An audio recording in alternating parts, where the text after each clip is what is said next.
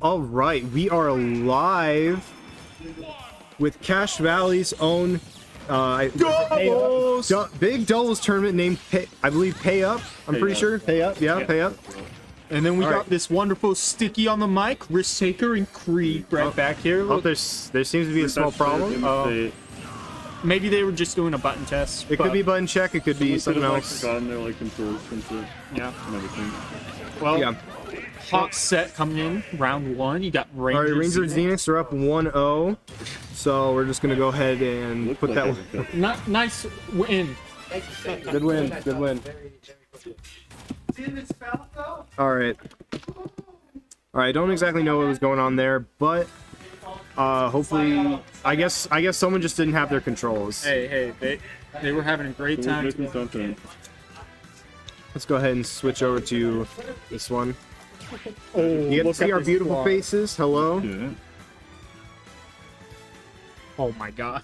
Wow, you're even sexier up close. I can't believe it. Make like a reaction. I got the Rob shirt. Wait, a reaction? Wait. Take off your mask. We gotta make a clickbait title. You can tell. You can tell. I tried to open the mouth like bigger, but let's see. I can. Yeah. All right. So I guess it looks like someone just didn't put in their controls. That's very cool. Remember to do that, guys. It's, I forget sometimes. I know, I do too. We're all human. You can't do it because I'm just gonna keep forgetting to do it. All right. Your controls and squad strike is okay. All right. Looks like we're in there. So it looks like we got two Zeldas on both teams, a Cloud and a Falco. This should be pretty interesting. Zelda, in my opinion, is okay in singles, but really shines in doubles. Doubles is you especially want those fast kill moves that you can just kill, and for sure you have lightning kick, you got up B. It's really easy to find lightning kick when everyone is like with way more shit. Yeah. Oh yeah. And also just team combos like throwing into lightning kick. But interesting strat right now, seems like the teams are separating, they're letting the Zeldas kind of ditto out, but they've kind of all came back together. Yeah. Yeah, Rangers just trying to play like the sort of, the goalkeeper. They got blue team in disadvantage. Nothing really came of that, unfortunately. Alright. A lot of like worse like win condition based characters are just better in doubles. It's so much easier to like Kill. do it when there's two more people on the screen. Like I think There's I someone else to can help set up shit for you. Yeah, like I could so good. I get incredible in doubles. Cause like it's so much harder to avoid. Well, the biggest thing with Ike in singles is that you can space around it, but in doubles, good luck. Kind of slow. You just get can hit play into around it. like your percent and shit. And then I stash that. Bane of my existence in broken. doubles. Goes across the entire team. All right, well, blue team building up a pretty substantial lead. They have the stock advantage, not so much percent. Yeah, it's going to be really important for Avery to hold on to this stock. Well, as I said it, commentator's curse. Commentator's curse, baby. I would like to maybe see them try to team combo a bit more. It looks like they're all fighting, but They're mostly just separating to 1v1. Yeah, throws are so powerful in doubles. Like right there, Zenix got a good down throw. Ranger could have maybe tried to follow up with like a down air. Ranger was fell off. Hey, he's surviving though. Call him Bear Grylls. Oh man, these Zeldas are. I've literally heard like 20 upbeats so far. That's crazy. The Zelda that got a dude was at fucking 70, dude. They I almost move died. kills. Hey, red team pulled ahead. Can we just talk about how pretty this overlay is? This overlay's nice. This overlay's it's pretty good. Look at that. It's even got both Yeah, it's got characters. both characters. Really pretty. So we got the best Cloud in Utah right here with us now, Speedy. No, that's the best Lucina. He doesn't play Cloud. Oh yeah, after that. Kind of the best every first player. Nii-chan. Oh wait, I was wrong. It's Nii-chan. Wow. That one tweet was honestly incredible. I finally got around to like reading all the quote reviews on that. It's hilarious. It's so funny. None of these words are in the Bible. You're only allowed to keep that tag if you keep making upsets at big tournaments. That's true, yeah. It's gonna be That's top a club. players' nightmares.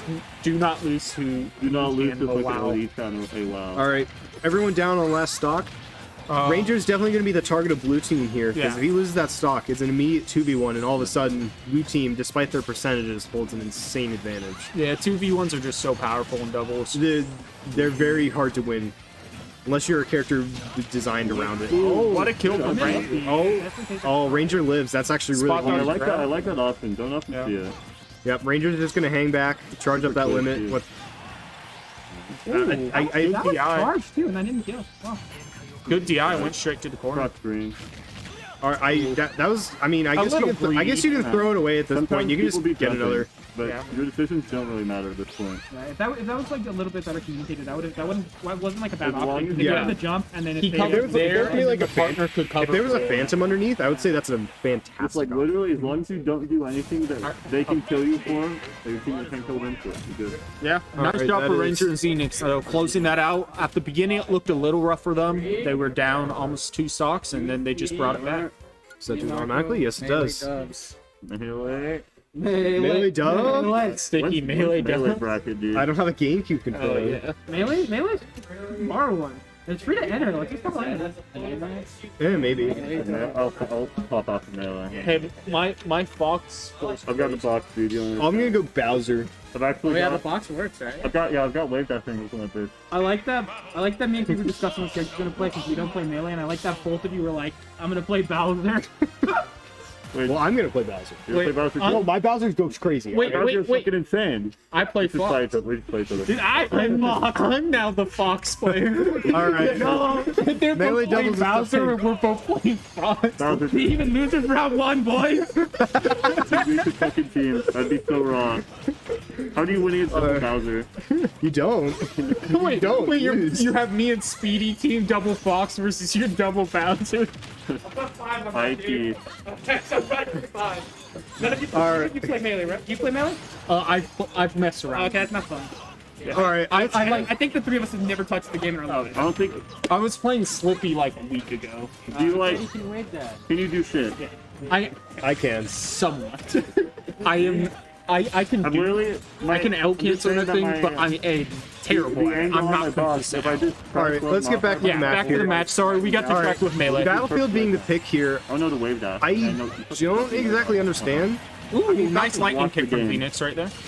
I mean, Falco usually prefers smaller blast zones. So Nice I don't- upgrade from Xenix. It's Zelda's going after each other. It's kind of like watching two drunk people fight at a bar. Zelda. Yeah. And immediately we are looking at a good old 2-stock lead.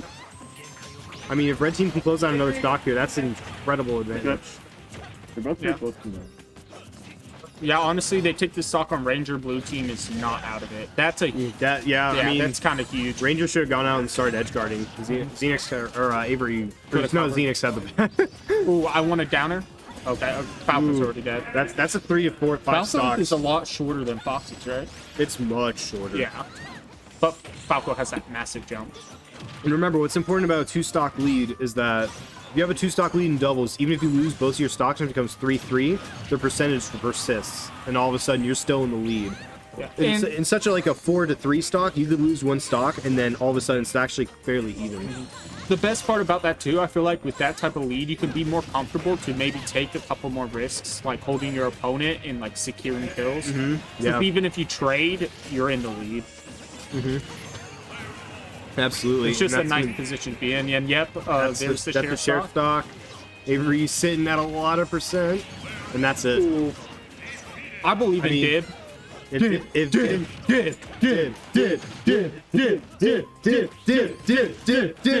Yeah, that's one. Yeah! That's one, baby. See? Never doubt the Dib. Oh, Ranger's not being lame and charging limit. Ranger, be lame and charge limit. Oh my god. Wait, red team is literally Joking. quaking in their boots right now. They can't handle this energy. If this red team Falco. loses this, they might as well just blue team might as well just drop out. Or sorry, red team might as well just drop out. I think you reversed that. Yeah, it's fine, it's fine.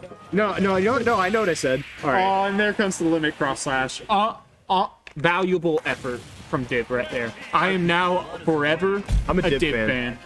I'm a Dib! I'm a dip stand. I'm a dip stand. All right, well, congrats to Ranger and Xenax for closing that out 2-0.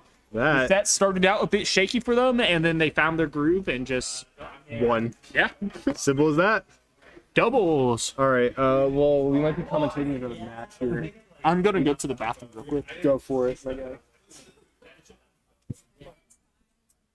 And that is a wonderful little. Oh, what do you call it? I guess three. I don't know. I guess that's a 6. Not a 3 stock, obviously, but. Hello. Let's see you again. EDR, what's up? Not much. I forgot to. I actually forgot to give you the footage I took of you when you're in your like your matches that some of your matches What? I videotaped some of your matches at Double Down. Oh. Cool. Wait, can you send those? I could try. Is Twitter or are you gonna send it to Twitter, Discord? Doesn't matter. I don't. Is the file gonna be too big? Essentially. The answer is probably. Oh, cool. I am on stream. I will edit this right here. Also an Oh, right. iPhone? Yes, it is. It is an iPhone X. Or Sticking XR. on the Cache Valley stream. Let's go. Hell yeah.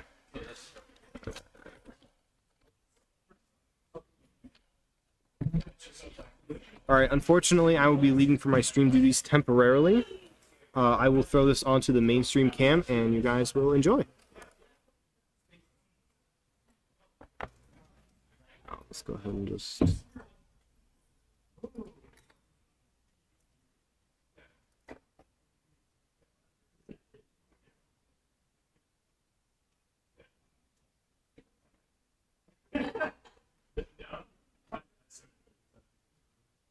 While they're gone, I'll try my best to offer commentary in their place. The DDR Master, I'm on the mic.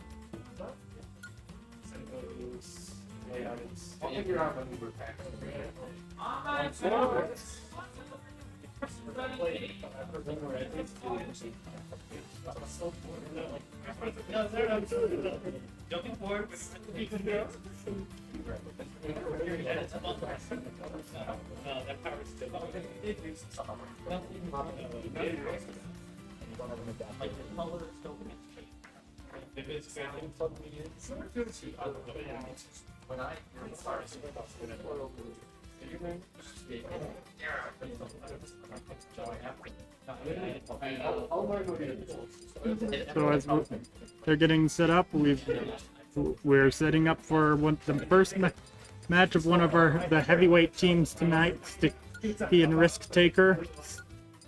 Risk Taker is a respectable Rob in his own right, though Sticky is like top 3 in Utah right now. Got top 64 at Genesis, and so close to that to that, but not quite at double down. So Ranger and Xenix are very much the underdogs in this match. We'll see what they got. Zelda is not the most commonly used character, so it could throw them for a loop.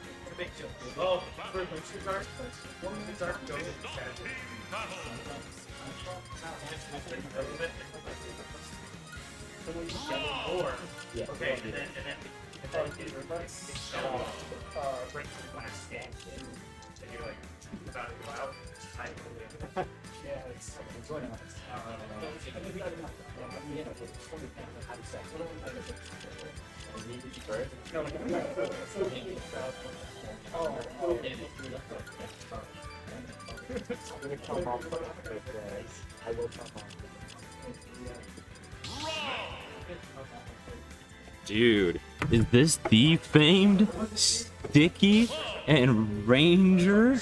Or Sticky and Risk Taker, and then Ranger Xenix, who were apparently dominating in their match earlier. Is this game one? Yeah, game one. Oh my gosh. Yep, big. This is a big deal tonight. We have a lot of top players here. A lot more in Logan than usual, for sure. No, I'm very excited for this. Sticky and Risk Taker are one of the best teams in the state, and then you also have the other best team in the state. At least if we're only counting Utah players, because, you know, of course, there's Senlu and Money. Then we also have Kreeg with SpeedyBlueDude. Had retired a couple of weeks ago, but we're seeing him here tonight. It says that doubles is different from singles, which is fair. This game is a completely different beast when you're playing doubles. Yeah, there's so much chaos going on that it's hard to keep track, and you might be comboing the one player, and then the other player will just sneak up on you when you least expect it. Yeah, no, and one of the things that can be very important, or like extremely important, is the synergy between the two players on each other's teams. Having the understanding of when they need to come in and help the other, having the understanding of when they need to just bully on a player, or the willingness and understanding of where the combo comes from off of the other player. Where, like, there might be moments, see, like right there, Risk Taker acknowledges that he cannot continue extending on Ranger because he has to address Xenix. So go ahead, throw Ranger over to Sticky, let Sticky handle the deed. So.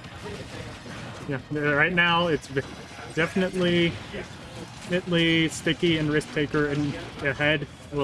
But not over till it's over. Yeah, Sticky's still holding on to the stock. There needs to come a solution at some point. 159% on Snake. That is nothing to sneeze at. Of course, you're going to start dying oh so early from that up tilt, and Sticky has shown a competence with Snake that not many players hold. So. Indeed.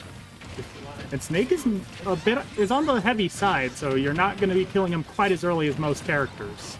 Wow, I love the evasiveness from Sticky there for a second. He just avoids Ranger's attempt to get at Sticky while he was recovering. Air dot just through, holds the shield, acknowledges the option from Ranger being some sort of aerial, and so he goes for the down air, which also had a shield poked at that point, just to deal out some damage and get away for a minute. It has been absolutely beautiful, and now we're going to see the Sticky on Rob. Of course, the big idea there is that you have Risk Taker go in, attack at an opponent, and then he could drop the C4 off, and then Sticky can just let it rip. And it's so easy to get those Stickies that he gets his name for. That was a really good team combo from Sticky and Risk Taker, nearly sending Ranger all the way to the blast zone, and now Ranger's on his very just sacrificing himself for the guaranteed forward smash. Disrespect or just smart strategy? Oh, you make smart the call. strategy, I'd say. Smart strategy indeed. Yeah, if it works, that's what matters. I know, that was absolutely genius. Love to see it. I mean, beautiful way to get that stock right there. Just, you do have to be careful with things like that. You don't want to end up like the decently mimetic melee clip where a Captain Falcon Falcon punches their wobbling Ice Climber teammate and throws the game. No, you do not. And I mean, we're seeing right there, Sticky and Risk Taker very well of the percents that is going to work at, and it's sealing the deal on that game 1.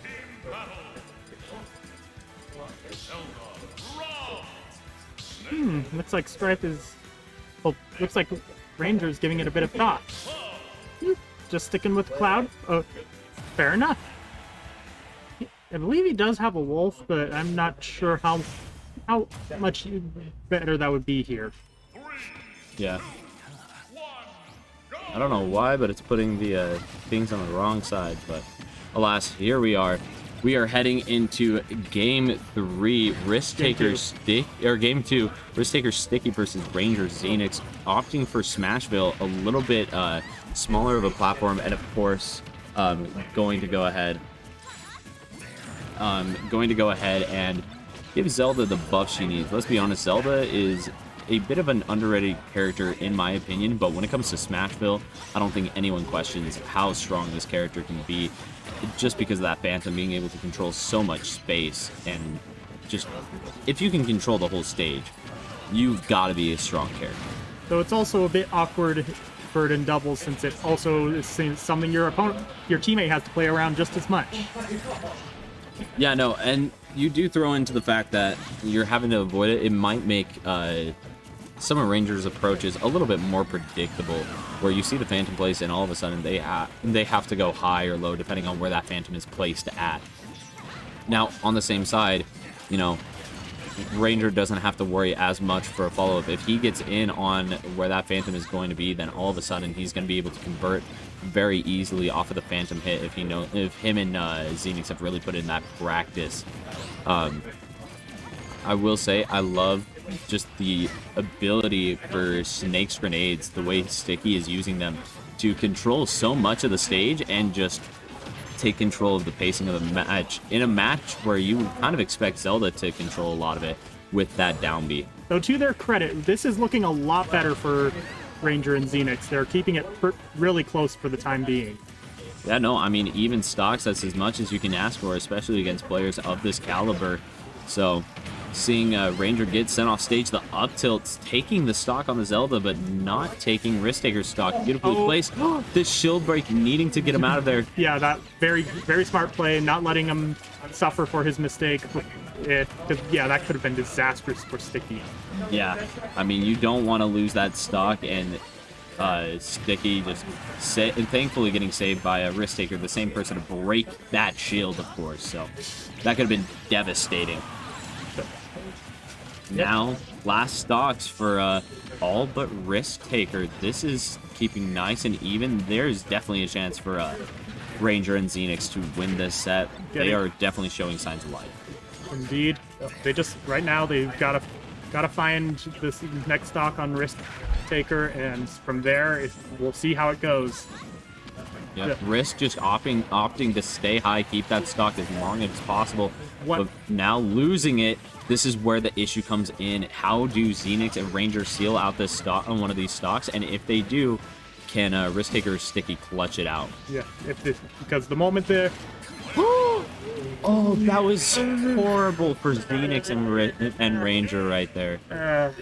Both of them trying to go out to take down Risk Taker's stock, just feeling the need a little too much, and Ranger pulling the trigger mad early, taking Xenix's stock there. You absolutely hate to see it when the team get killed, so it feels so bad. And if they were keeping it so close to right up until that moment. Yeah, you hate to see it.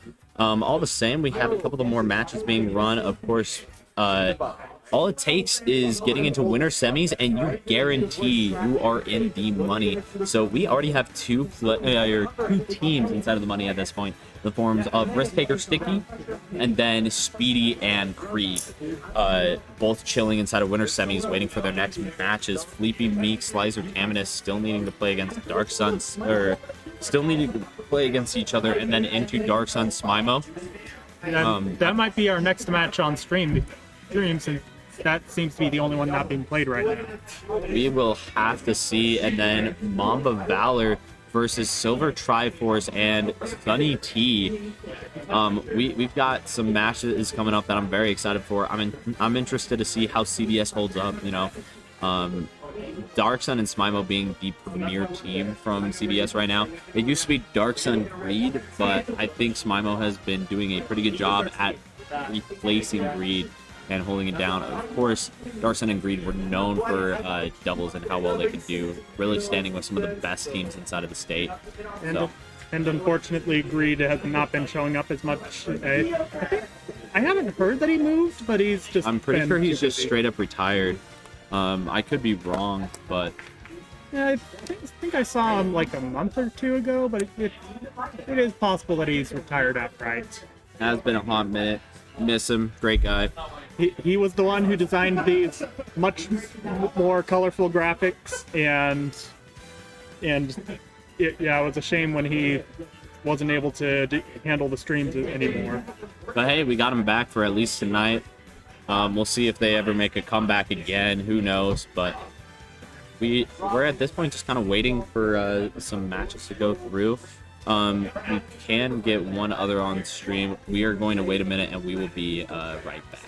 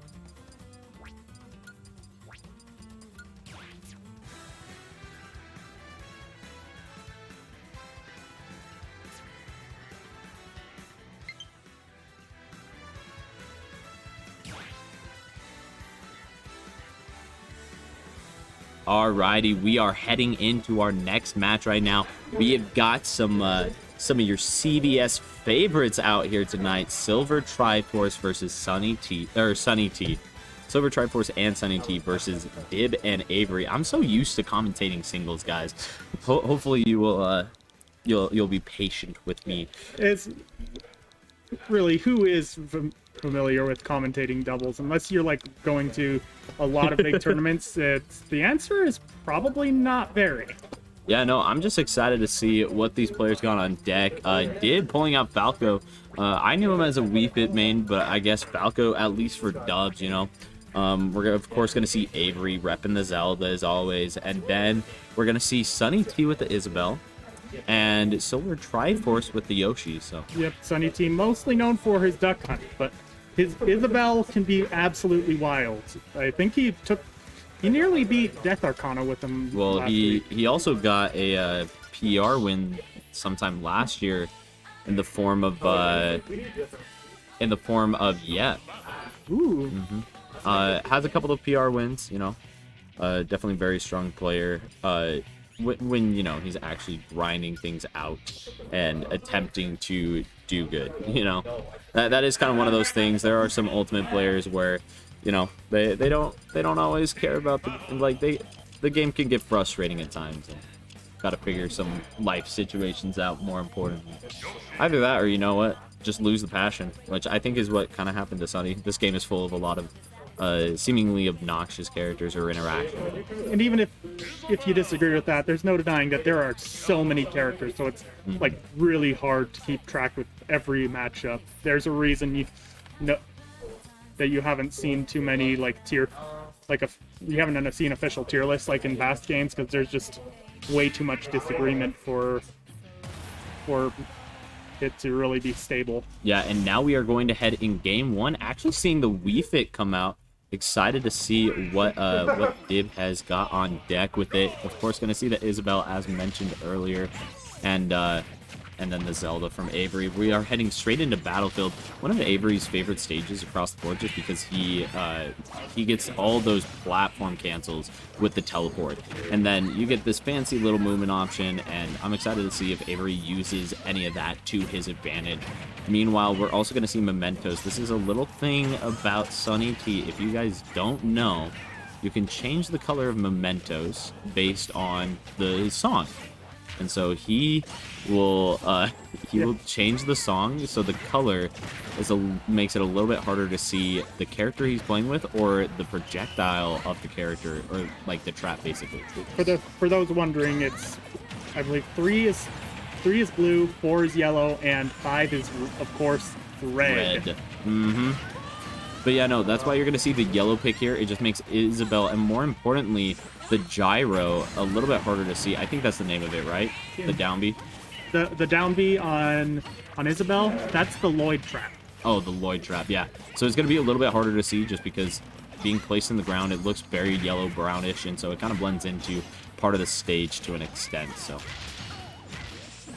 it's a little scuffed, but it is definitely something that is 100% willing to go. But look at that, the team combo off of Silver and Sunny into the dunk, and just sank him right into the dirt.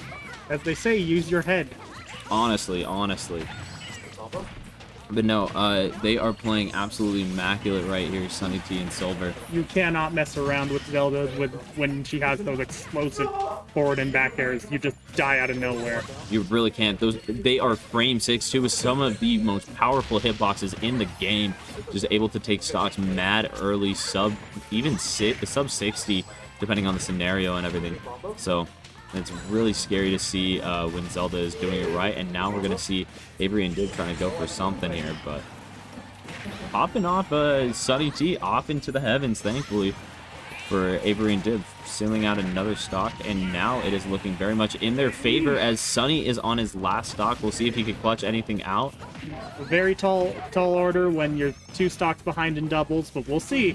It's not over till it's over. The Phantom? Yeah, that Beautiful is, hold. Yep, you can pocket anything. Oof. Just like that, it's basically even. It's just a question of if Sunny can continue to clutch it out. Already 2 stocks on deck. Will he claim the third to get a little bit closer to that dear sweet cash? Indeed, it's a big challenge is that at that percent and against the Wii Fit, once they get the deep breathing, you can die very quickly. You really can. Not a lot of room for error right now. The little in that up smash right there, the instant up smash, beautifully done by Dib. And that first game, it looked like it was getting a little out of hand, not gonna lie. It was looking just a little bit. Yeah, I did not expect the gap to close that quickly. That was absurd. Shout out to Smimo. Yo, who's that cutie in the background? Yeah, that stage looks so ugly. Yeah. Stage did look very ugly, not gonna lie. Yeah, yellow is generally not seen as the prettiest color because We hate yellow in this household. We hate happiness in the sun. oh, That was a terrible joke. The duck hunt, though. yeah. I guess he's done messing around or something. Yeah, we are going to see the duck hunt come out. Not surprised. I mean, this character is who most people know Speedy for. You mean Sunny? Or Sunny, not Speedy. Gosh, I don't know why I got Speedy on the brain. I guess I do, though. Shout outs. kind of, sort of coming out of retirement for tonight. I mean, when you got a pop bonus for doubles, you might as well. Indeed. Just come get the cash, right? No pun intended. No, punning 100% intended. I'm proud of my puns. Don't you take away those from me. Okay, understood. As a fellow punster, I understand. But no, heading over to Smashville, I like the pick. This is probably why we're seeing the Duck Hunt.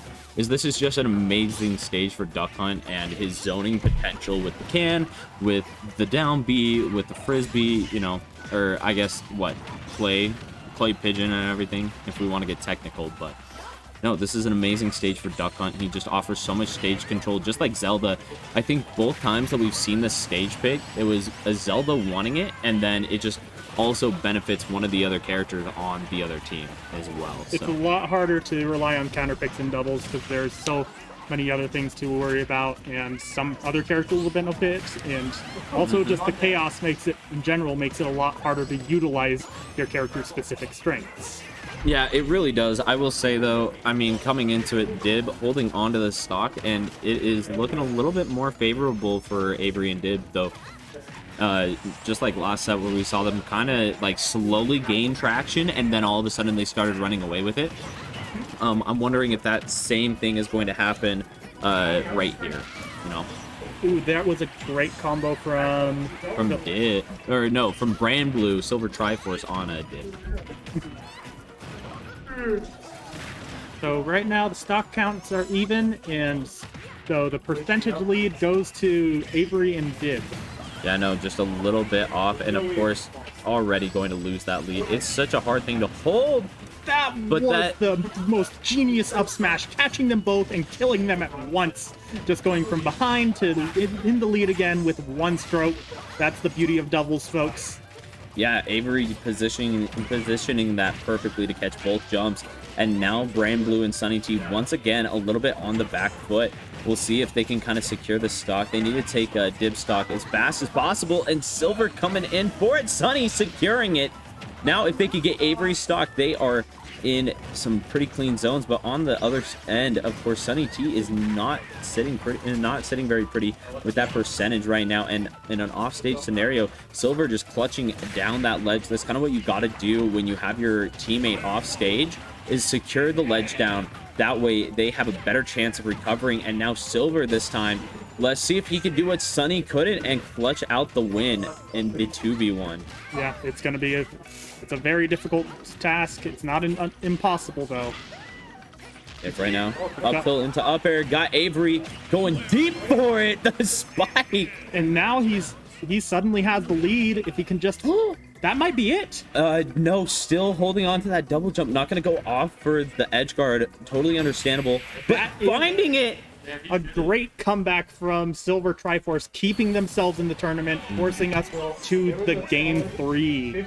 That was beautifully done. The understanding that Dib is going to want to stall just a little bit with that soccer ball in an attempt to hold onto their stock a little bit longer, and then going out, ducking under, and coming right back up with the nair. Finish it out, seal out that stock, and move on to game 3. So, And that's one of the interesting strengths of Wii Fit. They have arguably the best planking game out of anybody, because you have to respect that soccer ball anytime they're recovering. If you don't, they get a free recovery. yeah. So, side note, Rangers Xenix taking their first loser set, and now Fleepy Meeks versus Slicer Taminus is happening right now. We'll have to wait and see how that turns up and where we get standing on the main bracket. Of course, Risk Taker, Sticky, Speedy, and Kreeg, Mamba, and Valor all chilling inside of top 6, guaranteed. All sitting in the money, just waiting to run their sets on stream, of course. So now heading into the final game of this set, we got the Duck Hunt back on deck. I don't know what stage was picked, but either way, I'm excited. Me too. This has been some good classic doubles. We've seen some nasty combos. We saw the clutch comebacks, as well as a little bit of a almost got it, but Sunny T not quite able to close it, as Dib was able to clutch out that final 1v1. And already Sunny T putting in so much work on Avery's stock, dishing out 60% and not letting up right now. Dib coming in to save Avery. A little bit of a recovery. Sunny not going to make it back. That is an issue. Yeah, For the beginning. That could cost them the game, but we'll have to see. In the meantime, it's far from over. It very much is. I mean, Avery and Dib very close to losing these stocks here. Meanwhile, Sunny T and Silver just avoiding so much damage right now. Silver clutching out that little bit of a ledge trap on the side with the Nair and looking to get the kill off of Avery. In the meantime, Sunny T securing the ledge trap kill on Dib in the background on that left side. Beautifully done on his part.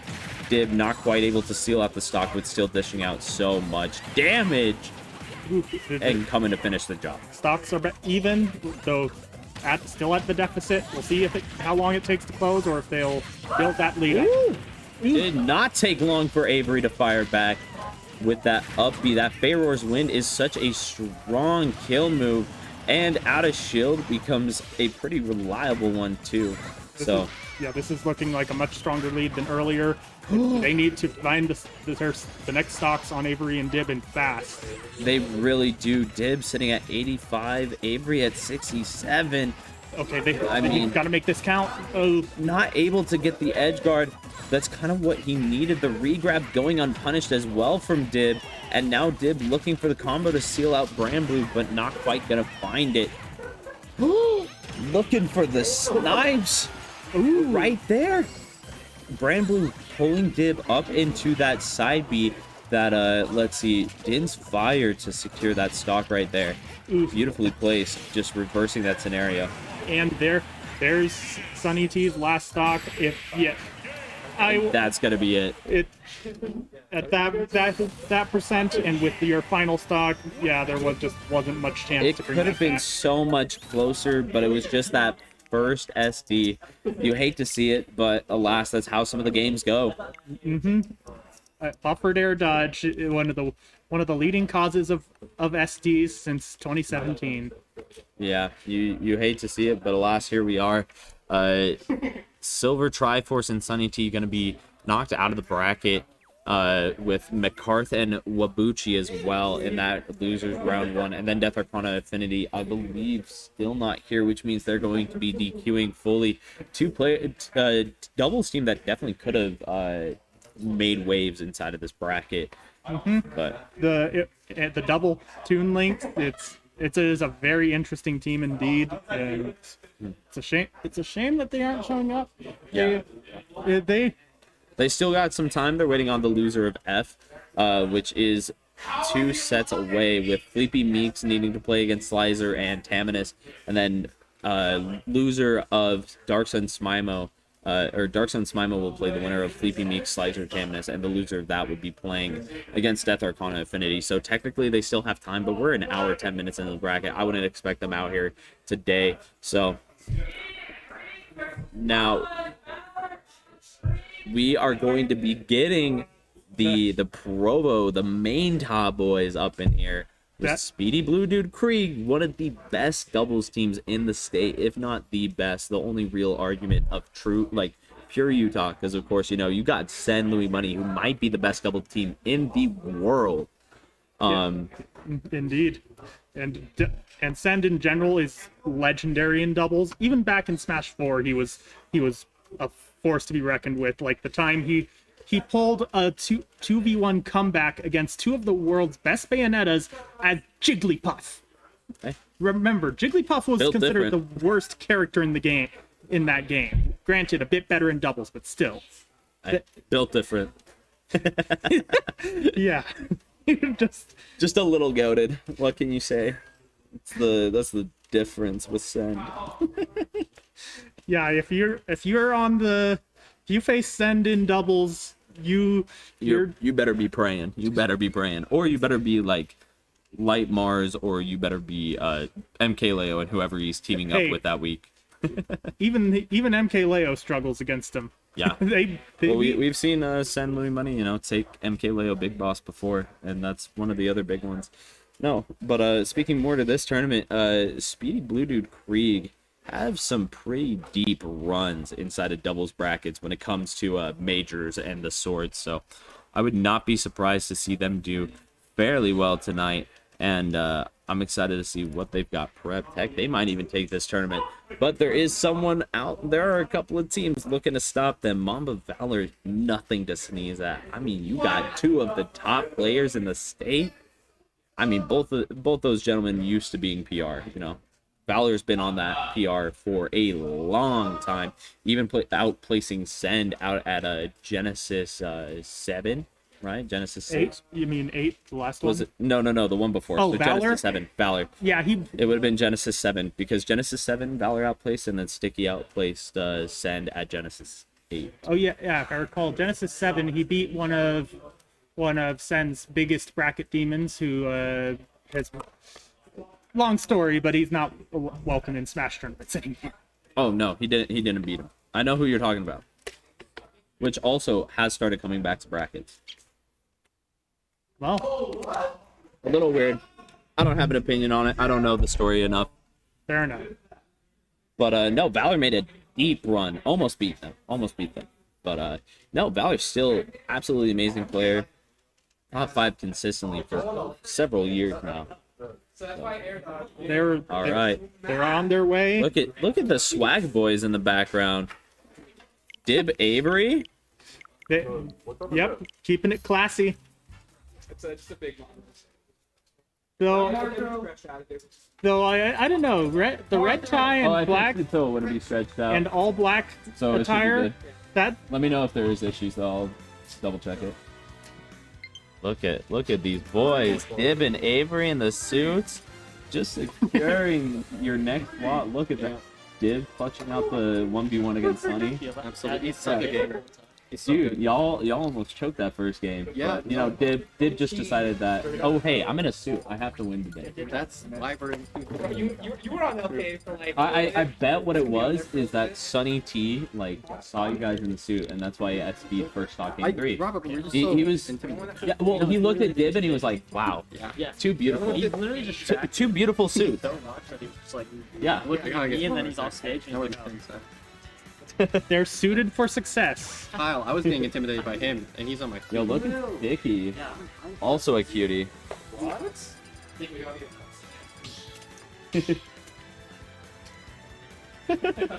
Anyways, we are heading into one of the matches of the night. One of the matches of Smash. It is. It is a match of Smash. Indeed. Which Smash is also one of the fighting games of all time. It's going by sales numbers. It's the best. I'm pretty sure it's- Best-selling fighting game of all time. That is true. Though there are a lot of old fighting game snobs who will be like, not a real fighting game, which is kind Guess of what? silly. It's a fighting game. It's just a platform fighter. That's a subgenre. Yep. Just like how shooter games have third-person shooters and first-person shooters. See? Still a fighting game. Yeah. Well, There's the logic. the logic that it wasn't a fighting game was always pretty weak. Is there like a game mode coming on this Sonic if they're not teams? It's like a little like. Let me check.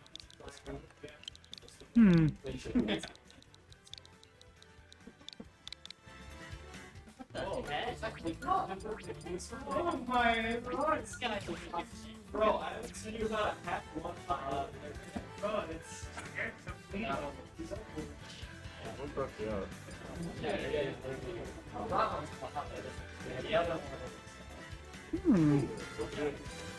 I feel better. Thank you. Appreciate it. Of course. So, Okay. on the Underdog teams, I'm also keeping our eye on Sleepy and Neats. That They could definitely make some upsets, of course. Mamba and Valor. I haven't seen these two play. I'm excited. I've watched like Speedy and Kreeg play, and they have this really good synergy about them. They played a lot, especially at like whether it be majors, whether it be locals. You guys are gonna be up. My match is up. All right. Well, I will let you take care of this. Let me I think that's the funny thing about like people play. Fair enough. let me load this tournament up for you real quick. There you go. You tell like casual you want to jump on commentary?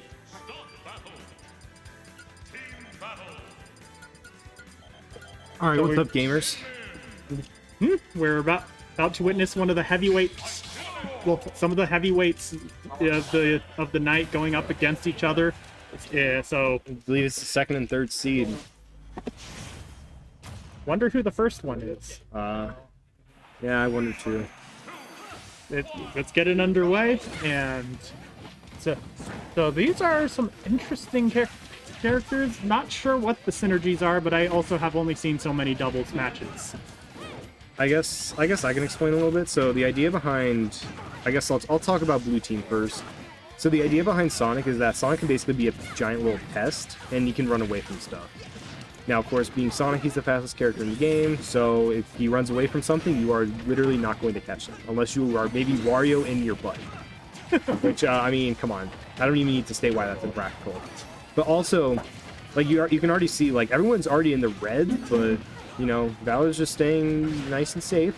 Staying in the, the yellows? Not even. Well, everyone else is at kill percent. He's just going to live. Ooh, that was a very audacious attempt to just end Valor right there, but he was ready for it. Yeah. And then, of course, the idea behind Instant is just to be that tank, like, because, like, if someone's not going to get hit, well, that means someone has to get hit. Incineroar, he can take some hits. But that's also the downside of moves that keep them locked in one place for so long. The opposing team can easily capitalize on it, as we saw. Yeah. But right now, Valor's the only one whose third stock is left, so that definitely puts them in a good, right as I say that, commentator's curse votes. This is actually a pretty dangerous place for Marco right now.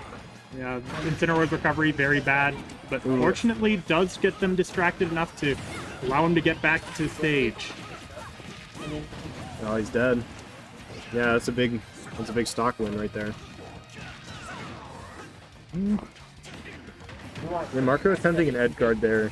Minmin's recovery is not the greatest, but also... In doubles, it doesn't really matter. Yep.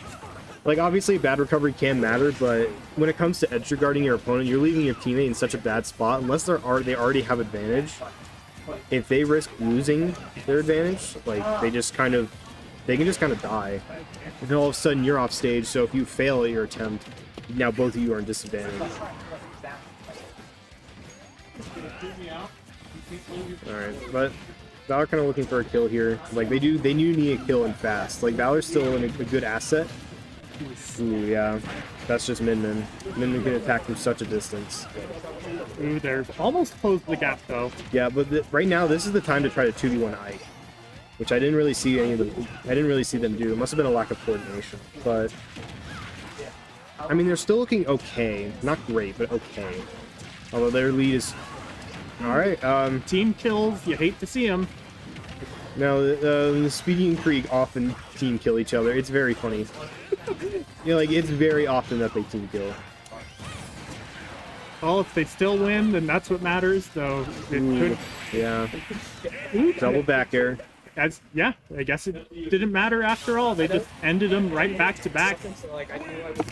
Like, it was over before we even knew it. This is best of 3? Are you guys playing best of 3 or 5? It's best of 5. All top 8 plus. You got it. Fixing that. It's a special rule. Kreeg, Speedy, you're up 1-0.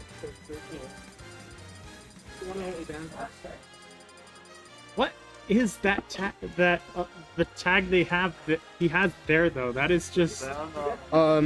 He's only allowed to have it so long as he keeps making waves on Twitter. Because it's Nishan. Wow. Have you seen that tweet? Have you seen it? I just can't stop laughing at how much of a shameless meme that is. That's amazing. Have you seen it though? You haven't seen the meme, clearly. Nope. I mean, I've heard of Oni-chan. Here. Yeah, I don't mind all that. I think it's really good for Min too, so I probably should like more amazing than a shirt. All that's just like fun. Yeah. Now you know. And knowing is half the battle. All right, we're at game 2. No changes to characters. I guess both sides are happy with how the neutral is progressing and how they're playing advantage. So, yep, we're just gonna stay. Kreeg immediately going into asserting dominance.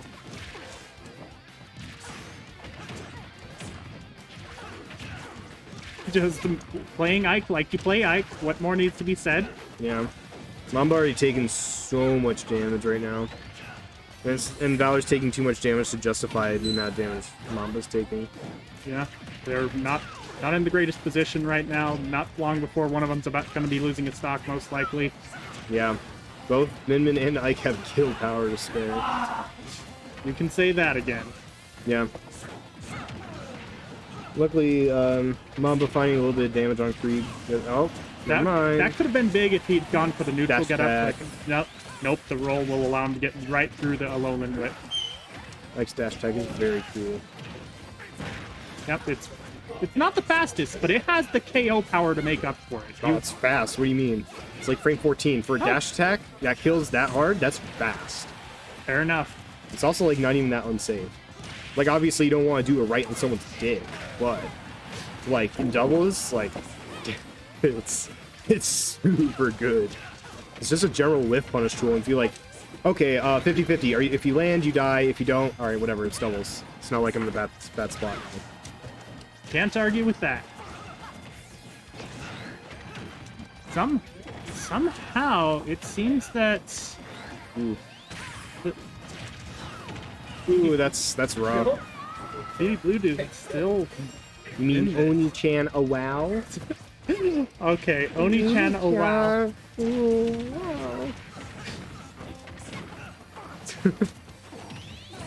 Oh, while we were distracted, Valor is now at his final stock. Not the greatest position to be, but that Alolan Whip will close the gap. For now, at least. And the gap is still not being closed super fast. How do I... The only way... Ooh. Yeah, the only way I see this happening is you have to... Alright, never mind. Just be like that.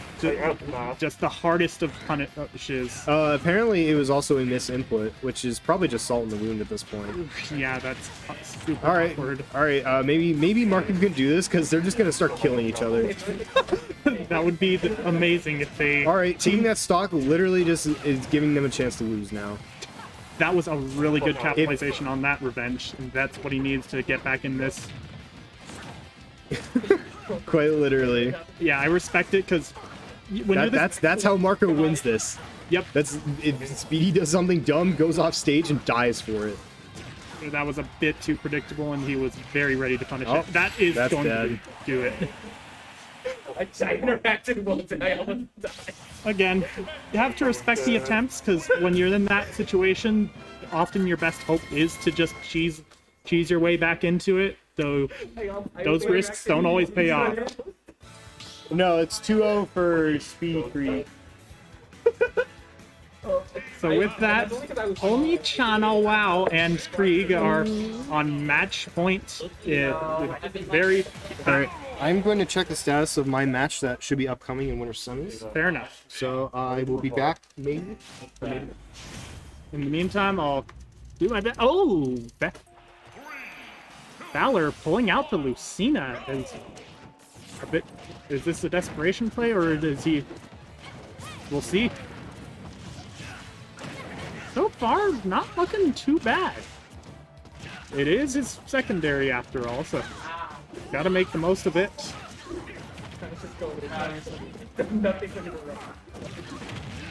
Oh, not... Right now, it's Kreeg with the... And just getting the edge guard on Mamba. Not that... Right now, it's looking pretty similar to the last few games. They now have the stock lead. And just... Why not? If it works, it works. If it doesn't, it doesn't. And with that... Oof.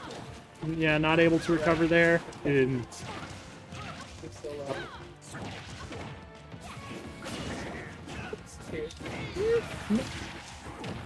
SpeedyBlueDude is just one more good hit away from death, so there it is, and this isn't that bad for Kreeg, so the comeback could be in order. What was that clink? Oh no, what's that? Mamba SDing, and that is not something you like to see.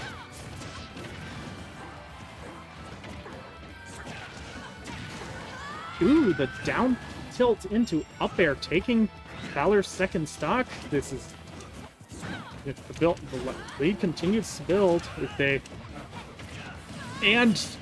oh, that was just a YOLO thing. Just seeing it. It was a gutsy risk, but if it paid off, it would have just put them. But now this is where it come back to bite them, because now it's Kreeg versus Mamba and Valor. That suddenly what seemed like a potential way to just seal off the game is now looking like it could prove the Kreeg and Oni-chan WoW's downfall. Okay, that's enough of that. SpeedyBlueDude.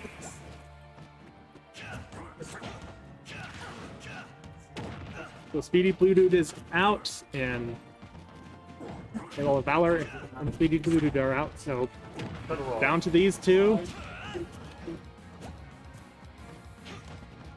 Yeah, and Mamba has no room for error. Wolf has very little room for error. Oh no, mistimes it, getting the vertical throw. Okay, this time he does get the proper one. Not gonna take the stock. This is going, and just going for the dash attack, sealing the match, and that is all for this battle. Maybe we'll see them going up against again later on in the bracket, but for now a clean 3-0 sweep from Kreeg and SpeedyBlueDude.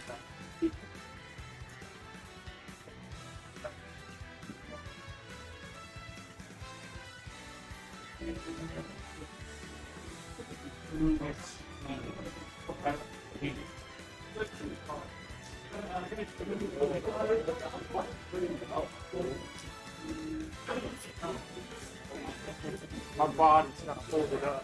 The body's kind of belly right now. Not really.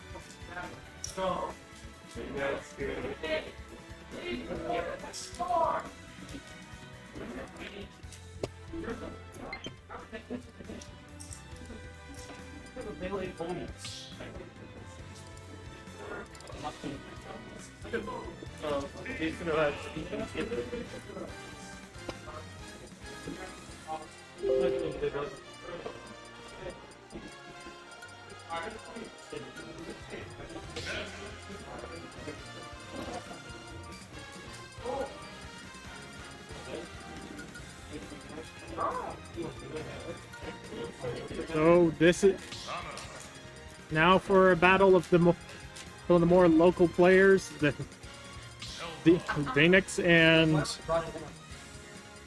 Ranger versus Meeks and Leafy.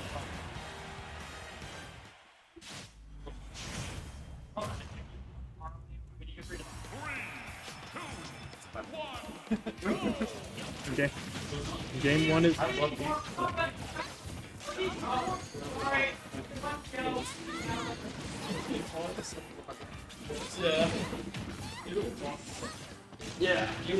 Right now they're just that's where those doubles start to come in. Sometimes they're fighting each other in different corners, and then they interrupt each other. Ooh.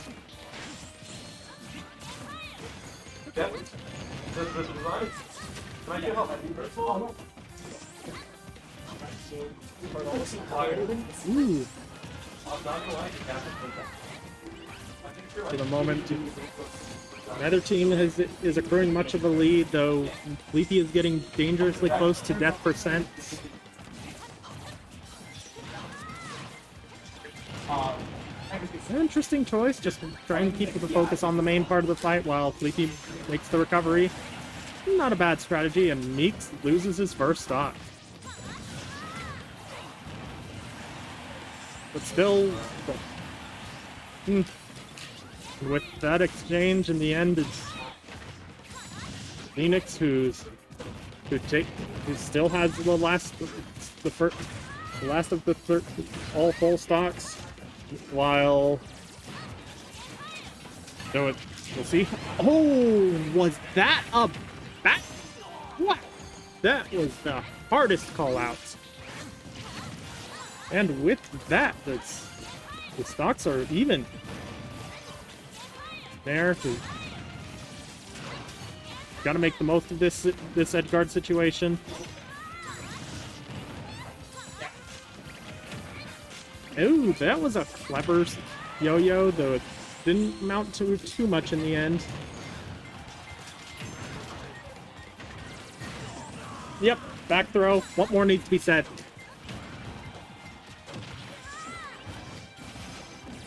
Ooh, that was some shenanigans with the magnet.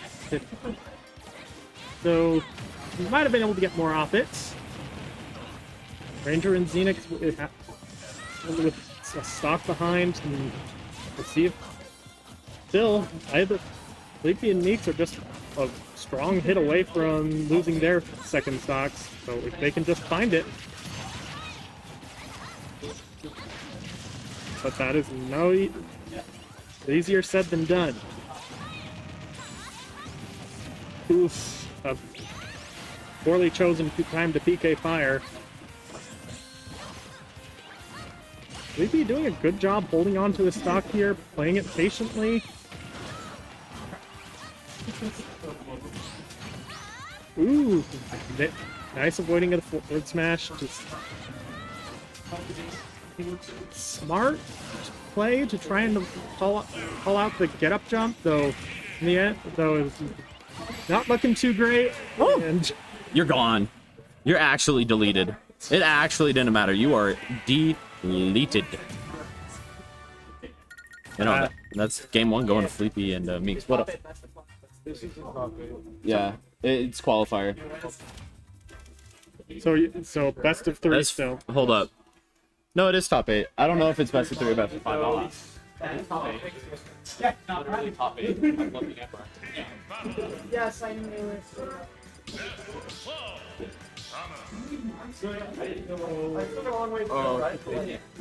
The other day, I like, you know how the best He had, for those wondering, Sleepy was wondering where Death Arcana went to, and according to the Discord, he had car troubles. All never fun. As somebody who has dealt with a lot of car troubles in my life. All you have to do is better. It's true. It's true. All you have to do is and it's broken. That's the two. Oh, that was a good team combo attempt. Unfortunately, Sleepy misspaced the up air. Yeah, you can't just be spamming projectiles against Ness. He has the PSI magnet for the heals.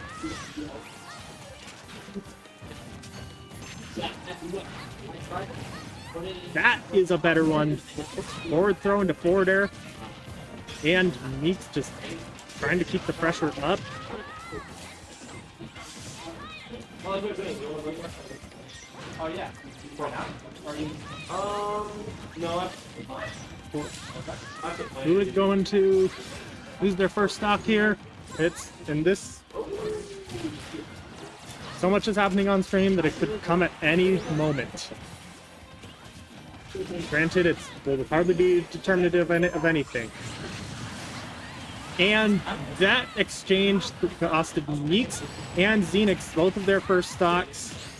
And a very clever attempt at a team combo off of the yo-yo. Just missed the jump a bit.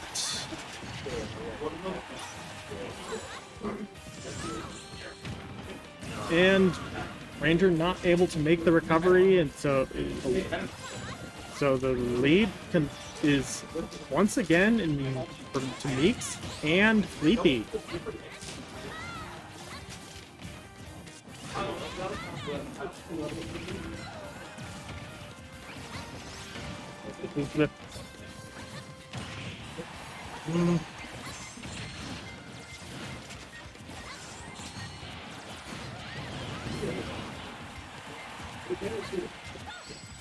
now that they have a full stock lead, but the last hit of the limit break cross slash taking Sleepy's stock. A very powerful kill move. So it's not over yet, folks. Phoenix and Ranger could do it, and with that forward air on Eeks, the stocks are even again.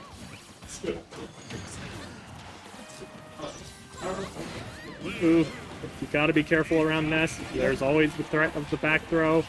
Looks like Xenix is not going for the shared stock, and smart play from Meeks there, giving Sleepy a heal with the charge shot while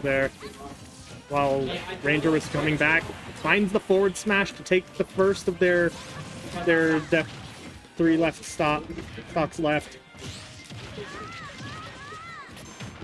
For the moment, but nah, that's the danger of when you're the last. And the air dodge costing him his last stock. That is game 2. Of course, everything now best of 5. Hi guys, I'm back. Welcome. No, everything's gonna be best of 5 now. We've got it into top 8 completely. So we got Meeks rocking the Samus, love to see it, and then of course Fleepy rocking the class and that Ness. You know it, you love it. He's been on it for a hot minute to say the least, and it has been doing wonders for him. Yeah, so. Probably the second best Ness in the state. Any guesses who number 1 is? Send? What? That's crazy. I can't believe you would suggest it. But no, and then I will say Yep does have an S. I'd put Fleepy's above his. And I was talking to Yep and he said the same thing. But I mean, if Yep ever decided to get the character back into play, I think that he could have a Ness worth arguing on par with Fleepy's. I don't doubt it. But no, Fleepy's Ness is absolutely disgusting. It's got this really safe play to it. I'm curious how that transfers into doubles. Meeks and Fleepy just sounds... it sounds so, like, so disgusting of a team where you're just going to be able to constantly wall out with these projectiles and just keep the damage on it. It sounds so scary. 2-0 Fleepy Meeks. You want to get on commentary? No, you You want to get on comms with me? Oh, I was. I'm gonna eat my food. Fair enough.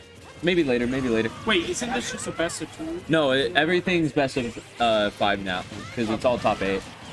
Oof, and that's the danger of getting caught under the stage with Ness. Winner's quarters though, right here? Losers.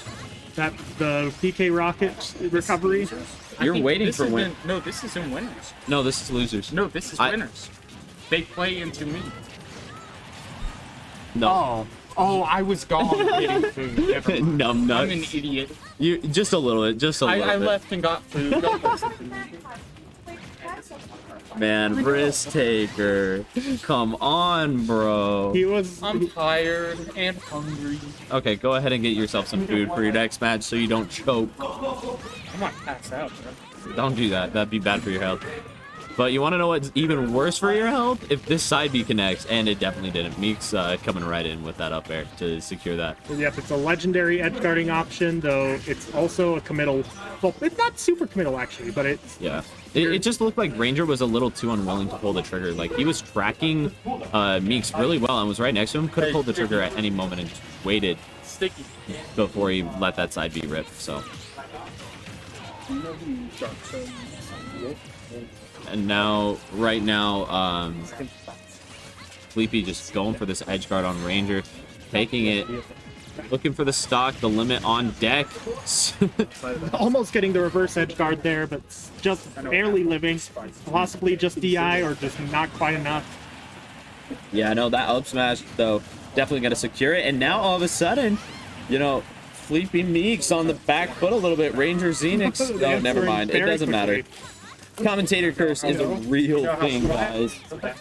Indeed, and now it comes down to who. Well, it doesn't just come down to, but whoever loses their stock next will be putting their teammate in a very bad position. Yeah, no, Ranger Xenix wanted to at least get one on the board and look for that chance at that top 6, that money, that prize pool.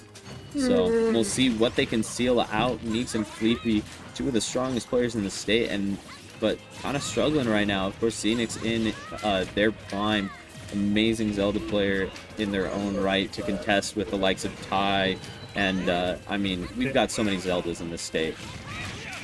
Though we've also got way too many Nestles, and I say this as a Nestman. I'm allowed to say this. You know what we don't have enough of? Raw main. Rods. We True. don't have enough Fox mains either. Although, Too many foxes, I think we actually. can agree Literally. I only want to watch one, and I want him on stream at all times. the raw mains That are pretty light? consistent. No, it's you, Sticky. No, me? You. Not the Bowser main from Tri-State? No. Why would I want? Why would I want Sticky, Bowser? But like, as in like something sticky. True.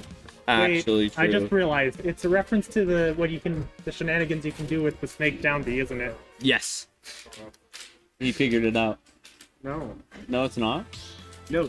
I was talking about Sticky, the Bowser. No, we're main talking from about Tri-State. your tag. What? No, absolutely. No, it has nothing to do No, with that's Sticky with purely me. coincidence. That's I know it's hard to believe, but it's purely coincidence. That's insane. What did inspire your background? My last name and my high school nickname. There. Oh. Hey, yeah. You What? could play for with us. Mamba Valor. That could be a very interesting one. I wouldn't count an upset out with that match. Yeah, no, it is going to be rough all the same. Mamba Valor, you've got one of the strongest players in the state and one of the old, both pretty old heads within the ultimate scene inside of Utah. So, I mean, they are going to be so strong. But as for players that are so strong, let's talk about Fleepy. He is putting in some work on these two. Zenith's getting the call out with that neutral B. It's such a strong option inside of doubles to just, if you have the opposing team tag teaming you, you just go ahead, pop Nehru's Love. It's such a good get off me tool. It's one of the better ones in the game. Just, you're on me, get away. But you do have to be careful. If you do it too much, it is very punishable. Indeed, indeed. And now Xenix trying to get the confirm off of that forward error from Meeks and confirm that stock off of Fleepy, pop him off the top, but not going to find it. Phantom doing in some really good work for Xenix. I will say you're going to see a lot less Phantom inside of doubles compared to singles, or at least a little bit different use of it in the sense where it just becomes a bit of a liability at times where the opposing team can utilize it to take stocks as well. The stocks are once again even, and not much more to say at the moment. Xenix keeping the aggression on ledge, just trying to focus on Meek and keep him off there. Not going to quite secure it, confirming the nair, and now focus has switched on to Fleepy. But if we look on this other side, Ranger is doing an immaculate job of keeping Meeks off. Not quite getting him off, getting that stock out there, but still really looking hard for it. Letting the spot dodge rip after that up smash and going to lose the stock to Favor's win. Well, you can ask him. I opened it, just kind of stabbed it. Now, and I couldn't hit it. Fleepy trying to put in a little bit of work. Ranger with the good acknowledgement to just let that up be ripped. And Meeks taking focus off. Just then the knife out at Xenix and secure a little bit of life. That was a decent attempt, but unfortunately the timing was just a bit off to snipe Fleepy and finish him off. You won't know. Yeah, no, right now, Ranger just trying to find a way to secure some sort of side B. Looking to break the shield off of Fleepy, but He's going for a lot more DK flashes on the side of the stage. That's a good point. I didn't want to throw you in a... There, the dash attack is going to seal the lead here. And the back air traps Ranger into the Phantom. And that puts Xenix on in the 2v1 situation. And that was they could have taken that further, but mistimed it. Well, we're not even like we're in the two throw. Ooh. So And oof, yikes! That's why you saw what I was like. And they're just giving Xenix no chance to breathe, I feel like I've never. trying to suffocate him, and the back air finishing off the match. I've only come up 3-1. but that's still 5 times more.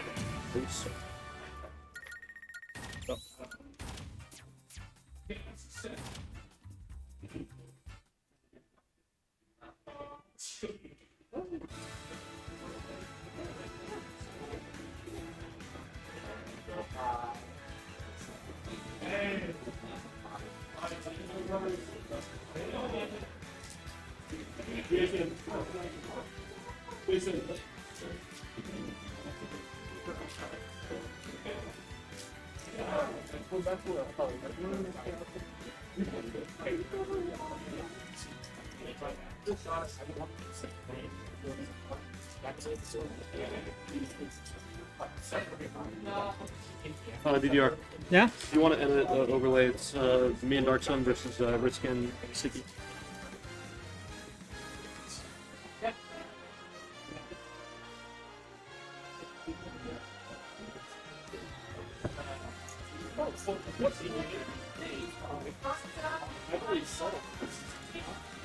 We'll see if it can happen. Yeah, so we're starting here. Maybe. Sharksman.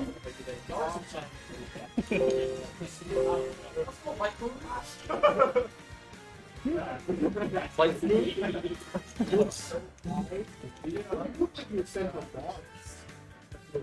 I'm not high. I got like 10 hours of sleep last night, and yeah, and then I had to wake up. That's the worst part about that. I get it. Yeah, absolutely. I just sky priority. Can you? There are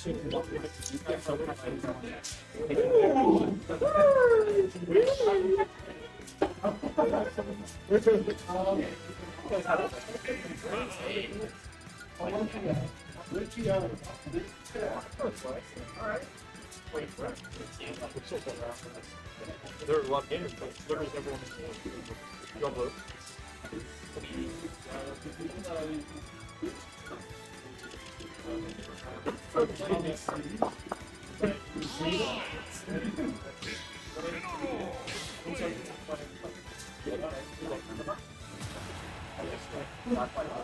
So here we go with And then the next our top-seeded team versus local duo Dark Sun and Smimo. We need to swap the teams here. So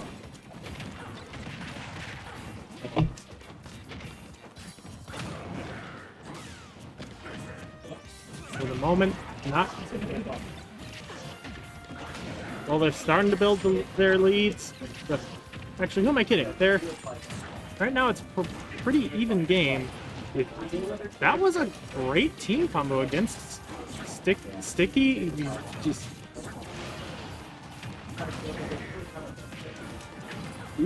a well-timed get-up attack to get Imo off, but they did. Risk Taker successfully edge-guarding Dark Sun for the stock. Wait, no, Smimo for the stock. And Smimo going deep to try and finish Risk Taker off. Not an easy task against Rob, whose recovery is one of the best in the game. Yeah, no, I'm very curious to see the Smimo Incineroar come out, you know.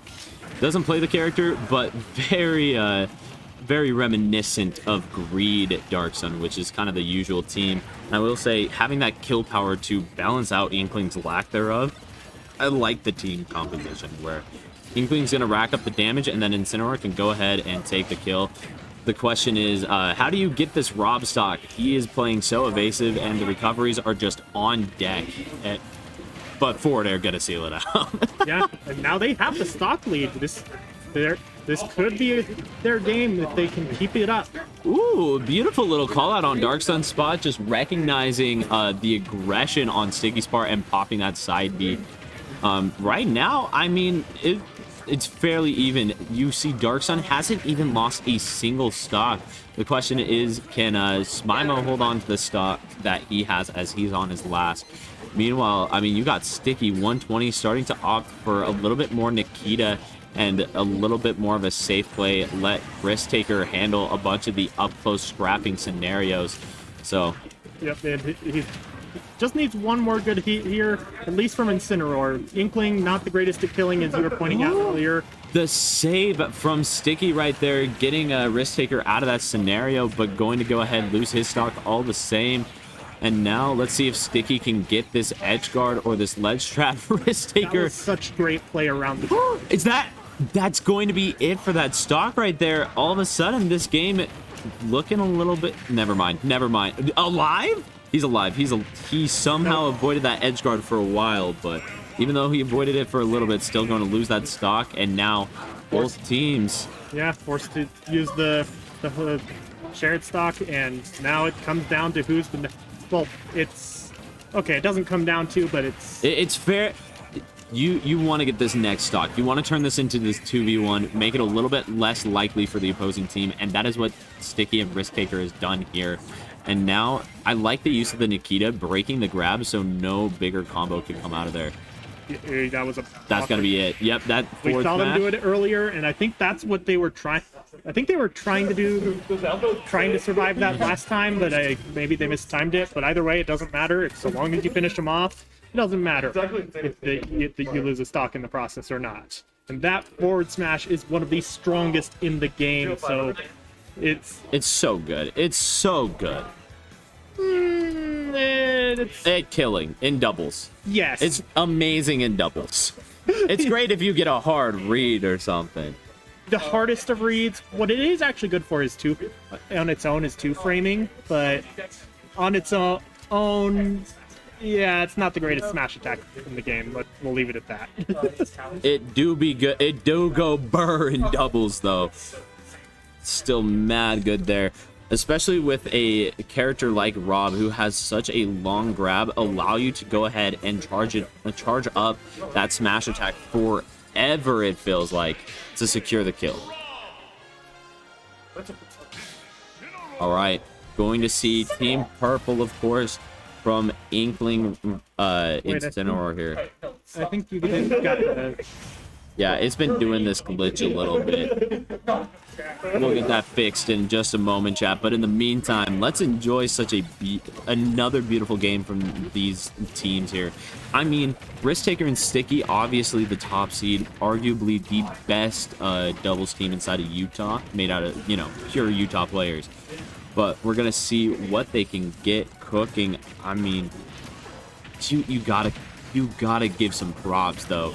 Dark Sun and Smimo kept it mad close, especially for such a new team when it comes to doubles. That was so impressive. Now going into this game here. Looking a lot more dominant on Risk Taker and Sticky's parts. Yeah, I mean, ignoring the early lost stock from Sticky, this is looking amazing for these two now. Oh, wow.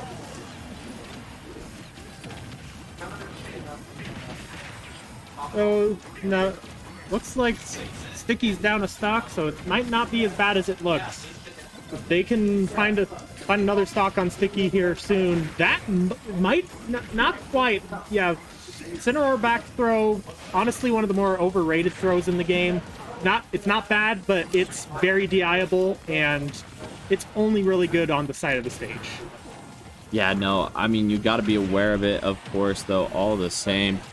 And right now, I mean, this is looking fairly good for a Risk Taker Sticky. They're just holding on to these stocks for so long that becomes the big question. And through the gyro up at Sticky, recovering to take his stock. Brilliant play by Smimo there. Still, I mean, anyone's game. These stocks are fairly close, and Risk Taker holding on to the first stock to 150 was so huge. And then even though Sticky lost his stock fairly early, being able to hold on to that second stock till around 200 was absolutely huge for him. So now seeing the back throw into the Nikita, almost catching into Rob up air. That was such a good combo. And now the back airs are flying at Smimo. Risk Taker Sticky trying to get that stock, and they secure it. And now we are looking at what is a much more dominant match than the first one. That's, yeah, not the greatest position for Dark Sun and Smimo, though. If they can find the... Oof, there goes Incineroar, though, still one of the most explosive characters, especially if you get some rage, you get the down B on deck, you might be able to find something. But the team combos, a little bit off right now, maybe need to lab those out. Still doing mad damage and just keeping Smimo in constant disadvantage. Yeah, that is an insanely unsafe move on Shield. Down smash to pop him into the up smash. That was absolutely amazing on Risk Taker and Sticky's part. Taking game 2, it's now 2-0. I mean, of course, both these teams in the money, but if we want to talk about payout, look, let's go ahead and talk a little bit about this, guys. Okay, top 6 split of Ultimate Main Event, 50% going to first, 22% going to second. If you win this, you guarantee 22% of that pot, and there was a pot bonus of, let's see, $200 if I'm remembering correctly. Yeah, $200. That's some good money. I mean, getting first, you secure at least $100. That's not even taking into consideration an entry fee. That's going to pay for your gas and a little bit more. A little bit more for you. I drive a plug-in, so I barely need to worry about gas. Hey, you out here cheating, basically. The gyro down? Yay! Alrighty. Game number 3. Risk Taker and Sticky starting right out the gate. Looks like they put the Sticky on Risk Taker to send out there. I don't know if it got on deck or not. I have no idea where that thing is. Oh, it's on Sticky right now. Now back to Smimo for a minute there. Looking for that back throw conversion. And now just popping the Sticky onto Risk Taker once more. That is such a...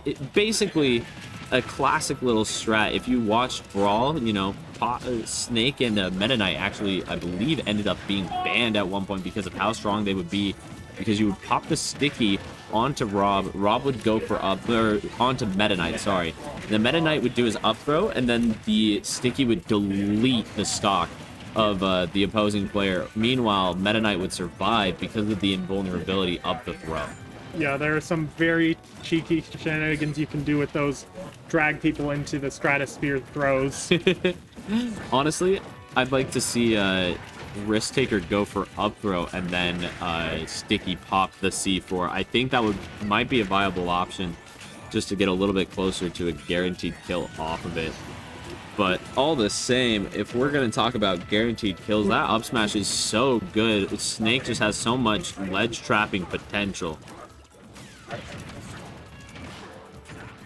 And now, Tutoro, aka Darksun, making it back. And look at Risk Taker just willing to chill under the plat, ensure a little bit of an easier time off of that ledge. And now we got the ledge trap scenario with both teams just chilling on that right side for a moment, just trying to wail on each other. Oh, okay, that was a great side B to outpace the gyro. And gonna get the punish on the... But it does not matter. Smimo not able to recover from there.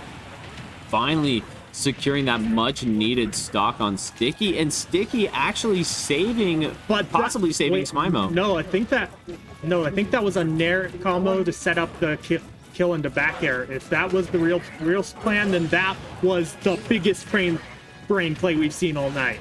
Yeah, no, I mean, I just love watching the way Risk Taker and Sticky are willing to take these hits and their knowledge of each other's combo game within doubles. And right there, looking for the pop-off off of the C4. I mean, even when they're playing solo, they got such beautiful combo game. and then you throw it in. That could have been a early stock right there. We saw the spike to try to send it up, and now this is quite a bit of an issue. Yeah, when you Risk taker going vroom. when you have 3 stocks behind and that percent is there. Oh my gosh. Yeah, if you lose from that, lose from that position, you deserve you. It is 2,000% earned. Yeah, no, that I love the aggressiveness from Risk Taker. So, but now I believe we are going to get winners finals on stream here in a minute. That is correct.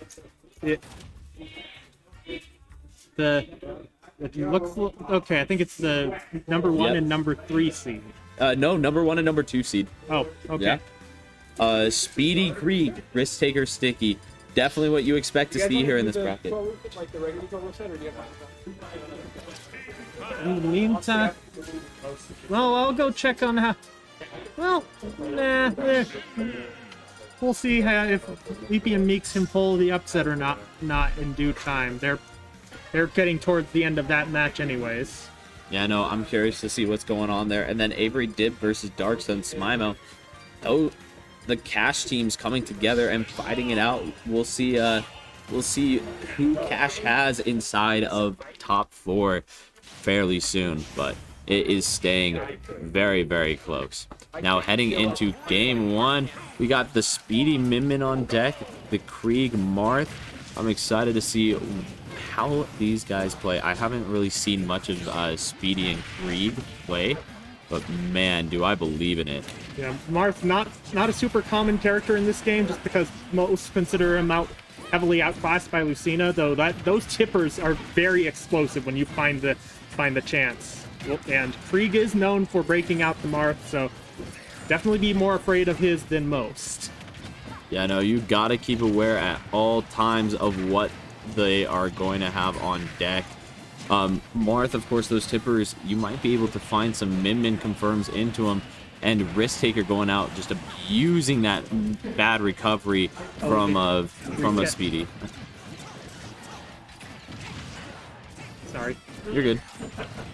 And looks like Speedy, well, Risk Taker is the last, and right there's Commentator's Curse. Stocks are right back to even. Go. They're doing the infamous Rob side B shenanigans, and not quite able to finish him off though. Now the.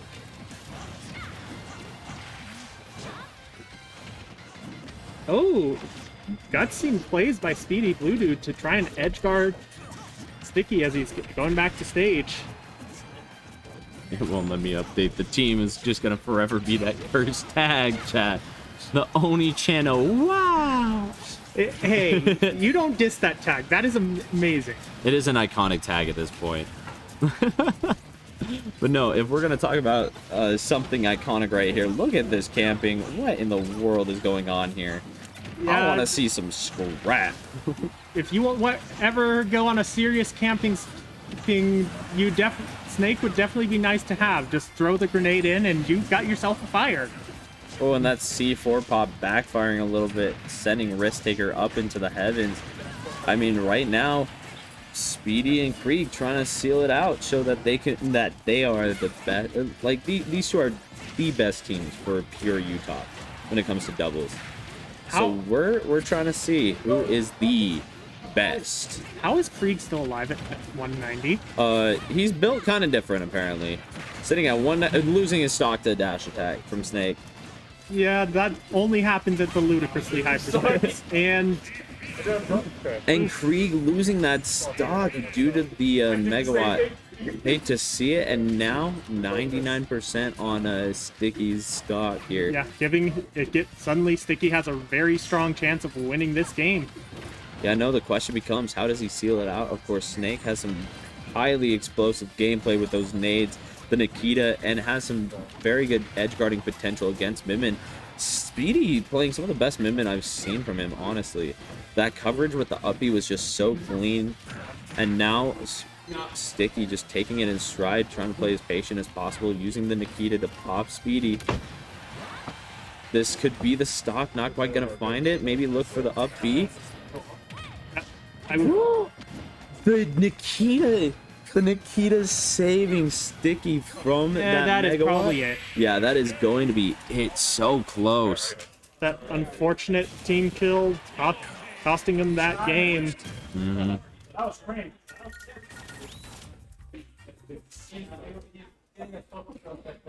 Still, great play from both teams. And we still have potentially 4 more games to go.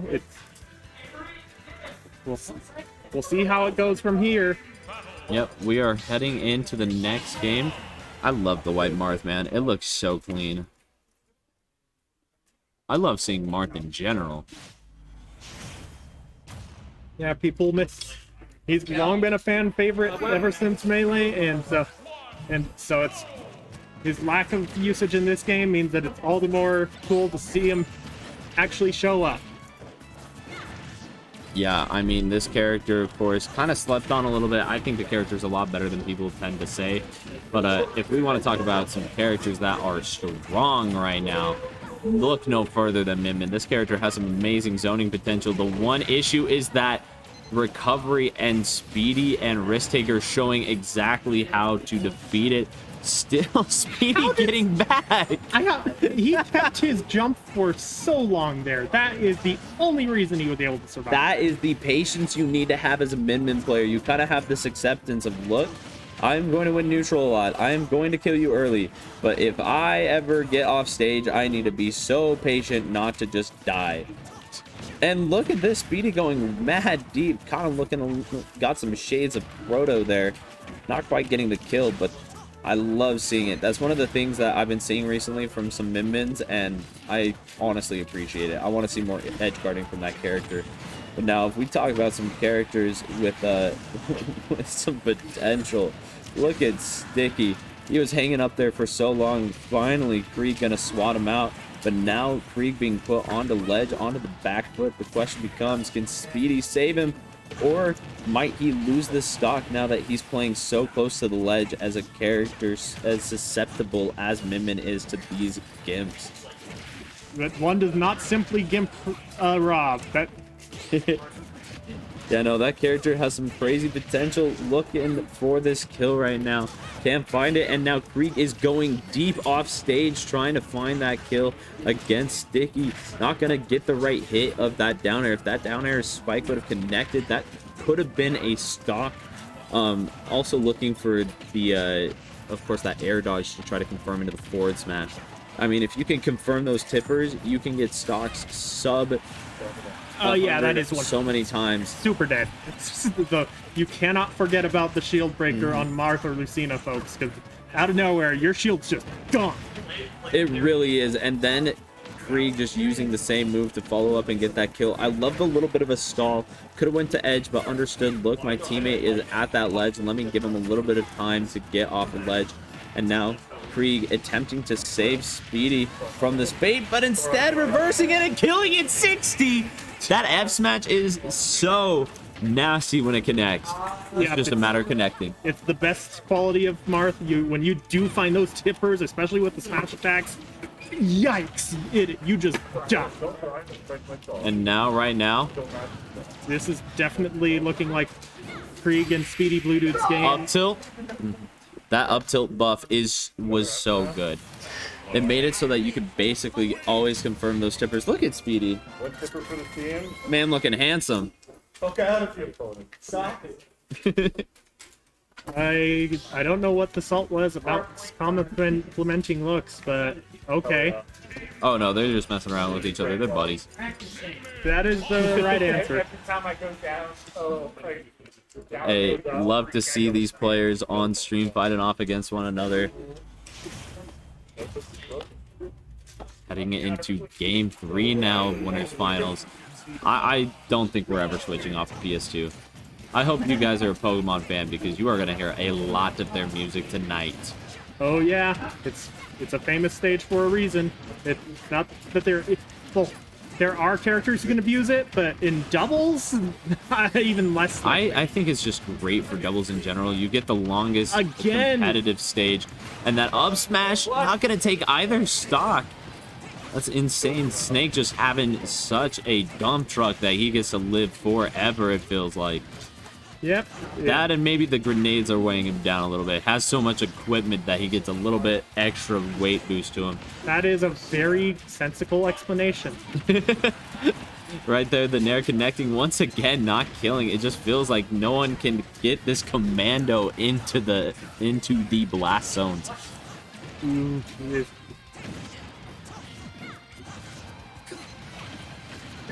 Dude, the Nikita going through Megawatt is absolutely insane. The fact that you could just place that and it goes through. Oh my gosh. Right there, both of them securing a stock and Risk Taker going up way high to seal Kreeg. Almost a team kill. Sticky wanted to get the spike, it looked like, on Risk. Yeah, that would have been very funny if it happened. Beautiful grab. We're going to see the up throw. Still not going to kill Rob, of course. The one thing that you can't forget about the character is he's heavy, but the clearance of those stocks by Kreeg with the forward smash. It was a smart combo, but Kreeg was extra ready to punish them both for going for it. Yeah, and almost getting the kill with the side B as well. Yep, it's if you can get the tipper, which granted is very hard as Marth, it rivals Roy's notorious side B kill power. Yeah, no, the side B tipper placement, the tipper placement in general from Kreeg has been immaculate. I've just really enjoyed watching it. Now, Risk Taker and Sticky laying on so much pain there, and the fully charged Megawatt. There's no way you're surviving that. Not even Rob with all that weight can deal with that. Yeah, and Ooh. oh no! Oh, it was a team kill! Yikes! we talked about it earlier, and now when it actually happened, that is yeah, it looks like Risk Taker was just like, I give up. I have no hope here, which is perhaps not the best way to look at it, but at the same time, it is also pretty realistic. 2 stocks behind. That was just funny. I wish Kreeg's up air into a F smash would have connected. I followed Kreeg solely for those Marth combos. They're so clean, and I saw him posting some of those clips of stuff that he had been labbing out between slingshot and everything. And gosh, some of these new combos are looking amazing. Oh, yeah. Marth is one character who has gotten some benefits out of the slingshots, and maybe that's what'll finally bring him back into top tier contention. Dude, I sure hope so. This character is fun to watch. I mean, I love explosive play. I love a character that can kill you at 50. Not playing against them, that's miserable. But watching them or commentating them, absolutely beautiful. The reverse hit. Just somehow that turned what should have been an easy edge guard into Risk Taker losing his stock. That was absolutely wild. Yeah, no, it just this set has not been Risk Taker and Stickies to take. There have been so many times where they get into those unfortunate scenarios, but you know, they've played amazing earlier. I'm excited. I think they can definitely pull it off. Yeah, indeed. It is currently SpeedyBlueDude and Kreeg on match point, but it's far from over, folks. Ooh, especially with coverage like that. You go up, you know that Min Min doesn't have very good air drift, and you just murk them. And Speedy losing another stock just like that with one edge guard from Sticky. Kreeg trying to get a little bit of revenge, but not gonna quite finish it out. Speed and Sticky making it back. Not the greatest position for Kreeg and Speedy at the moment, though we'll see. We will definitely see. And now Kreeg losing the stock due to an up smash by Speedy. Another team kill. Perhaps it's fate to equalize the balance of the world from last game. I mean, at this point, that's what it's looking like. But the up smash on the scoop with Mark. Such a big scoop, somehow finding the stock. And look at that. Kreeg going so deep for that stock against Risk Taker. I mean, you don't expect to see edge guards against Rob, but Kreeg is bringing them all the same.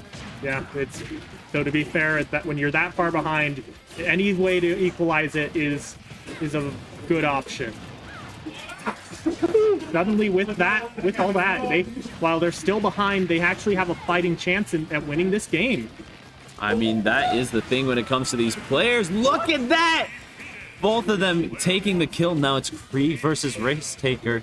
Kreeg top 5 in the state. Risk Taker has been doing work, pulling up all the way to top 10. Now can he get this, clutch this 1v1 out and bring him and Sticky into game 5 with a chance to secure first or second place in this tournament and the winner's side grand final slot. Was that? I have. Looked like a buffered air dodge expecting the tech. But game 4 going to Risk Taker and Sticky. It looked so much better at the beginning of the game, but Speedy and Kreeg started to figure it out. Looks very threatening right now. Yeah, it's exciting to see it go to the final game. Whoever wins advances on winner's side. The other will have to go to losers and win another match to get to grands. I will say I would not be surprised if we see both of these teams inside of grands. Either way this winter finals cuts out, I would not be surprised that if we see this matchup once again. All right, and Speedy leading right in with that Dragon Smash laser to start it off. And already, Risk Taker not quite getting that stock, just getting a little too close to the ledge, and Speedy looked like SDIing just right out of it. Well placed by Speedy to get out of there. Could have been a big deficit to start out the game with. And now Speedy, once again, I mean, just recognizing the way Sticky was going to edgeguard. We saw it earlier with the double backers, and this time getting ready to call it out. And now Speedy is just doing such a good job of covering it. Now looking at Sticky and Kreeg here, though. Kreeg just putting in the work. Risk Taker acknowledging that and coming in to save his teammate. It's recognition like that helps your team really do well. No! Oh, not quite getting the stock, and instead losing his as well. What could have been such a worthwhile trade went sour. Yeah, it's all they've got now out of it is both being stocked, both of them being stocks behind. Yeah, I know. I mean, we're seeing it once again. I think this whole tournament, Risk Taker and Sticky have just done such a good job of avoiding losing these stocks till such late percents. Sticky's sitting at 184, Risk Taker at 134. I mean, it's absolutely insane the percentages that they're living to against characters like Min Min, who has amazing kill confirms and kill moves in the form of Megawatt. You got Dragon Arm for the smash attack, as well as the laser at high enough percent.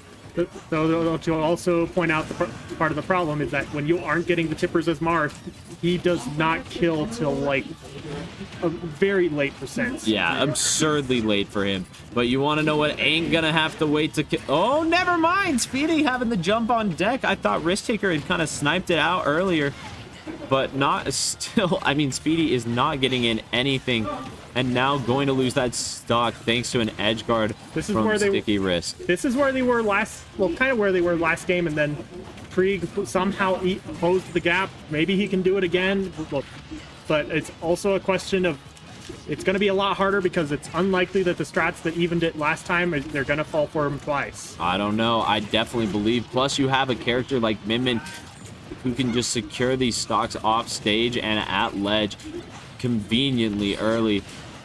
And then Kreeg, of course, being arguably the best Marth in the world, you know he's got to have some of these tipper placements ready to go and some more tricks ready up his sleeve.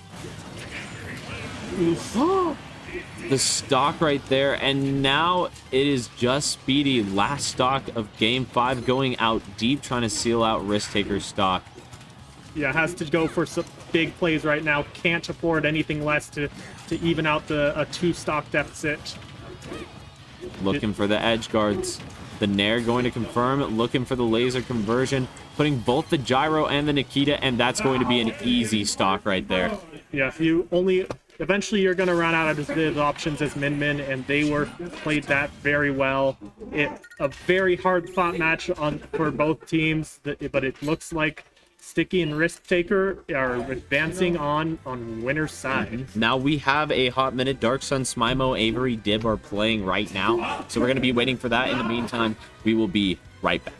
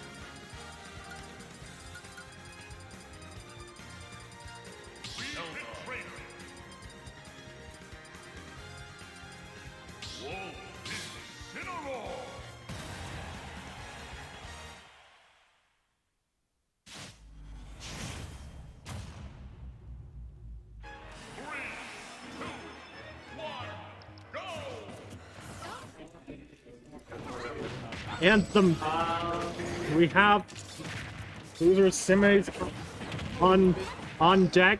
Avery and Dib versus Mamba and Valor. Valor going with the Wolf. That is not. I didn't even know he had a wolf.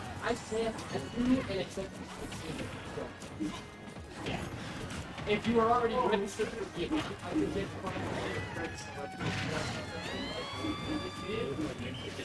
Off to Avery losing their first stock.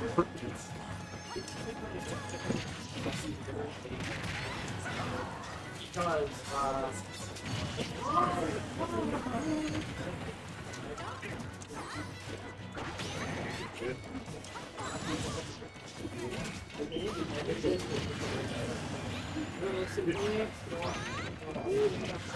Ooh, that, whatever happened there, it saved Mamba from a forward smash kill potentially.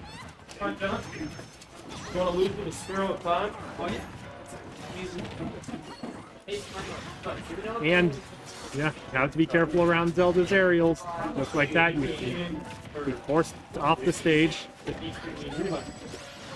Not. And the audacious monkey, and but what? Okay, it has a hitbox that you can catch other people with. Just wow, not relevant outside of doubles, but who knew?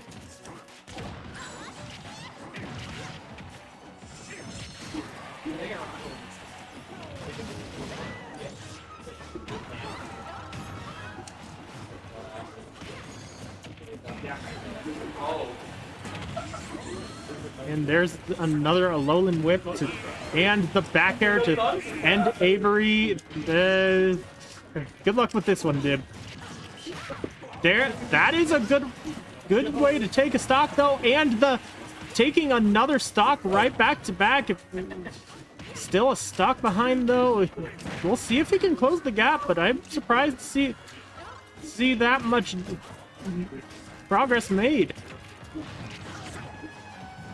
There's a nice team combo from Mamba and Valor. And here's no, well, there was an attempt. And that should be the game. Not quite. Cinero's forward throw, not the strongest kill move. And that is going to do it. A great effort, but some deficits are near impossible to overcome.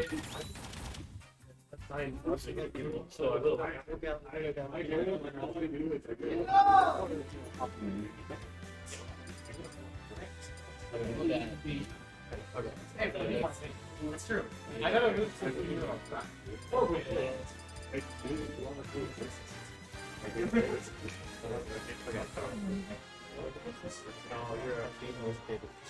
you know, he really got it.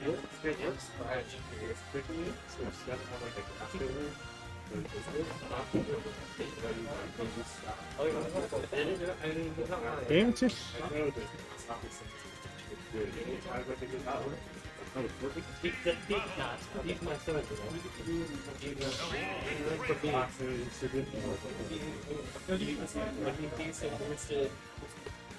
Ooh, wonder what Mamba's deciding on. Apparently just taking a breather. I was gonna see the scores. Fair enough. Going to Battlefield, an interesting counterpick from Avery and Dib. They made a pretty solid effort last game, so maybe they can pull this off.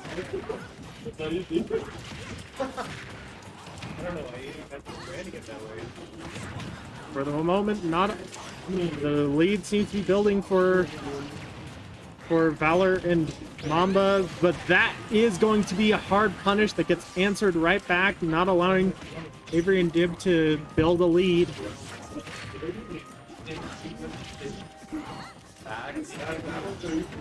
And the classic Incineroar strat, bot dodge into Lariat, a very good reversal option.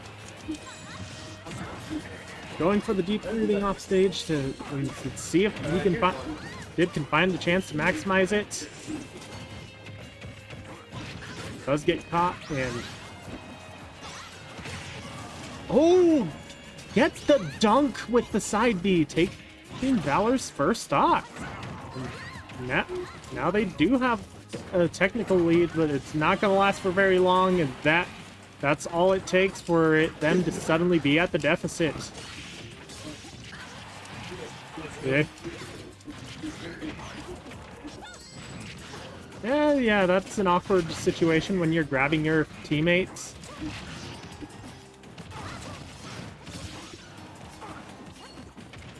There's a good punish, eliminating the revenge before it becomes a problem. And finding another chance for a deep breathing. And the up smash, no fear, to take Mamba's second stock. Still, this is Valor and Mamba. There's plenty of opportunity for them to take another stock soon. And Avery, stock is gone, forced to take a shared stock.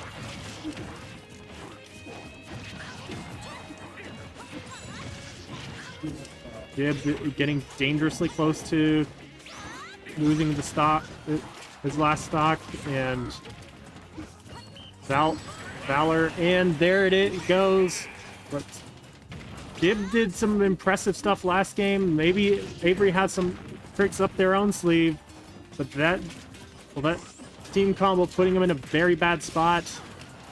At least finds one forward air. Not able to finish off Valor in this situation. The dash attack forcing Avery off stage. A very smart. Ooh, that could be. No, not. No. A clip, but the F tilt will finish the job.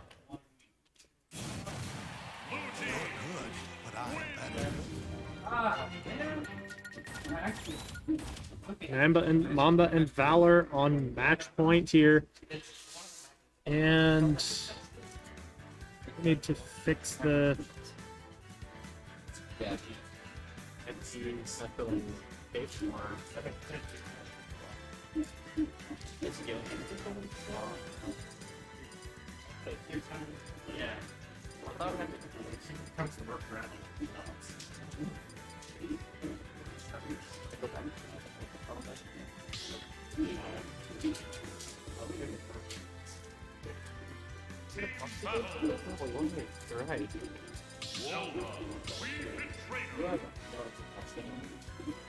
No, I just ordered a spell.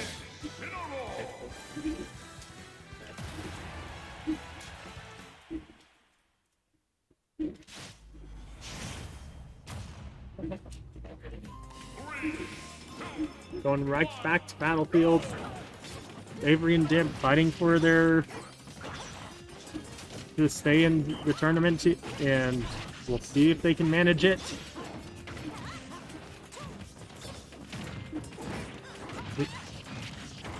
Ooh, there's a nice combo from Valor. The forward air, up air, the classic Wolf combo.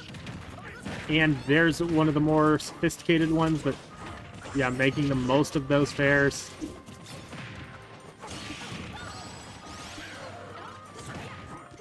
Finding a nice combo, and Valor getting trapped into up smash too. This is...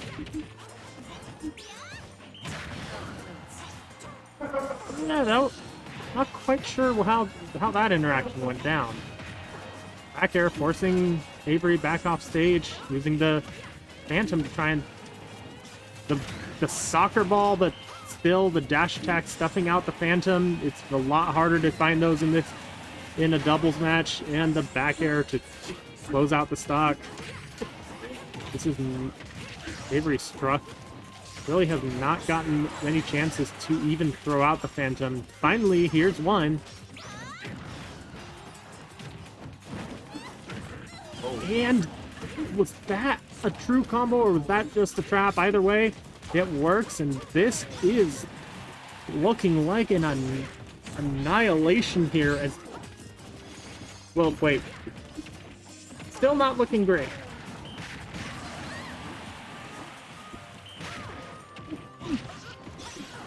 It's so confusing when they don't have their... when the teams aren't on the same side of the screen. Does find a nice back here to take one of Mamba's stocks. And that might be it. Not quite, but close. Nice. The teleport forcing Valor into the air and the forward smash. Still somehow makes it out alive. And that will be the force a shared stock from Avery. Oof. And the down air stealing did the last stock, and Avery now having to fight from a 2-stock deficit yet again. And a great team combo attempted by Valor, not quite able to get the timing off. Yeah, they're just suffocating Avery, who's and throwing him back off, just not letting him have any chance to reset to neutral. And in a desperate attempt to finally get out of it, he goes for the teleport and gets caught by the up smash. That a commanding 3-0 from Mamba and Valor. Actually. Okay. Yo. All right, chat. DDR, thank you so much. You've been phenomenal. We've been trying to keep commentary a little bit more diverse tonight. Of course, we had Risk Taker Sticky early on. We had me and DDR do quite a bit of this, and then DDR has done a lot. We're actually going to be getting Avery and Dib on in just a moment for the rest of the night, so I'm very excited to see what they got on deck. Yeah, Avery, our Zelda, and they regularly commentate the Melee when we do commentary for Melee, that is, and so they'll provide a distinct perspective from us, and we hope you'll enjoy them. We will be right back with Avery and Dib in just a moment.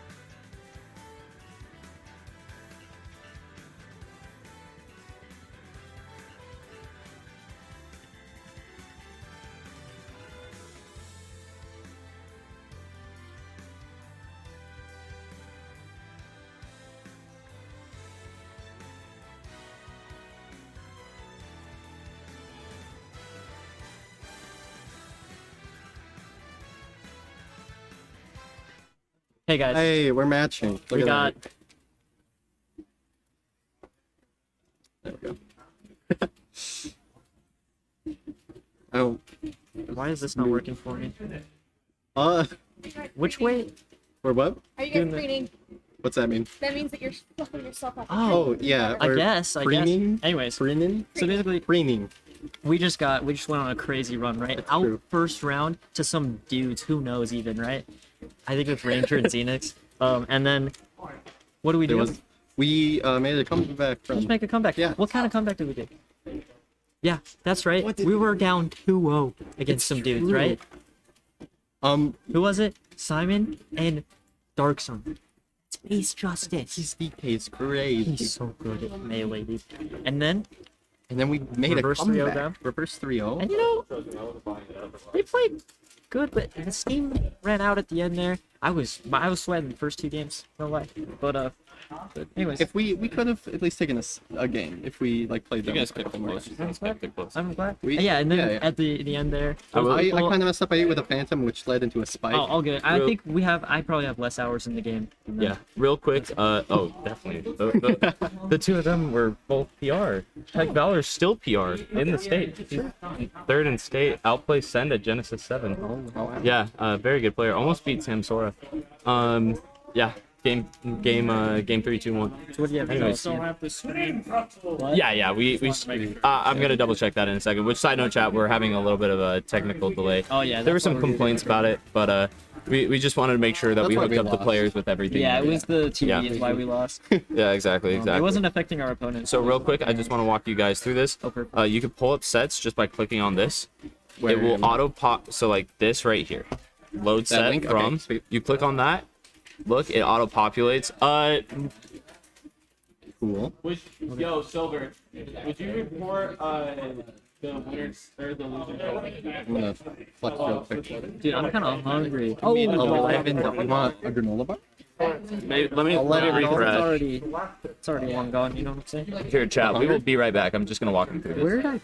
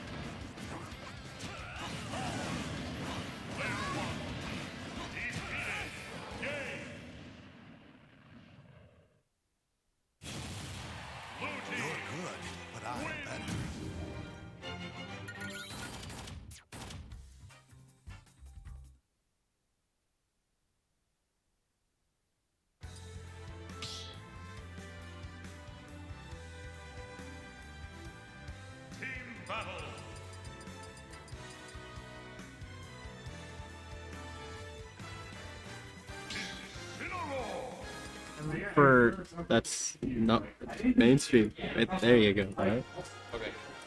Oh, there we okay. go. Okay, now we have. What were their names? Mamba and Baller and Mamba and Speedy and Baller Kreeg. and Oni-chan and wow and then Kreeg. SpeedyBlueDude, if you don't know who that is. Oh, okay, SpeedyBlueDude. So I did not Oni-chan know. here, right? Okay, I love to see Ike in teams. That's just the first thing I'm gonna say. Because I hate seeing Sonora in teams, but I love Ike. So I have a clear bias now. Right. That was a team throw, but Okay, really no biggie. do you want to talk about the team composition for a second? Just Min and Ike. Min in teams, right? That sounds, yeah. You have to be confident in the amount of space she can take up and not none of that interfering with your teammate, right? Yeah, interrupting combos, So anything. That's giving me an idea. These guys, I mean, up in losers finals, they seem like they probably know what they're doing. You know, everyone here was PR, or is PR, They're gonna take the first either stop. or. Okay, and now this is where I'm gonna be interested. Is that I feel like red team's a bit more of a zoning team if they can get away with doing that. So with the lead here, I'll be interested to see. Let's see, Ike's doing approaching still. They're not. So it looks like the strategy isn't necessarily just to try to wall out with the minion. Unfortunate air dodge buffer there. But they've still just got it tied up now. Incineroar's forward throw, for whatever reason, has like a lot of power. Yeah, I think it's stronger if you aren't the one thrown by it, but get hit by it. That's dead, yeah. Okay. Gets a charged F smash for the punish, but the kill's definitely worth getting there. Mama's been very good with his timing, his side Bs. Yeah, and that's an important spot there where Ike's kind of alone with the two of those two blue people over there, and he finds a way to get a kill out of it. Okay. And there's what was my concern, is a little bit of the overlapping there. Teams are still staying tied up. Blue is a little bit ahead of percent right now.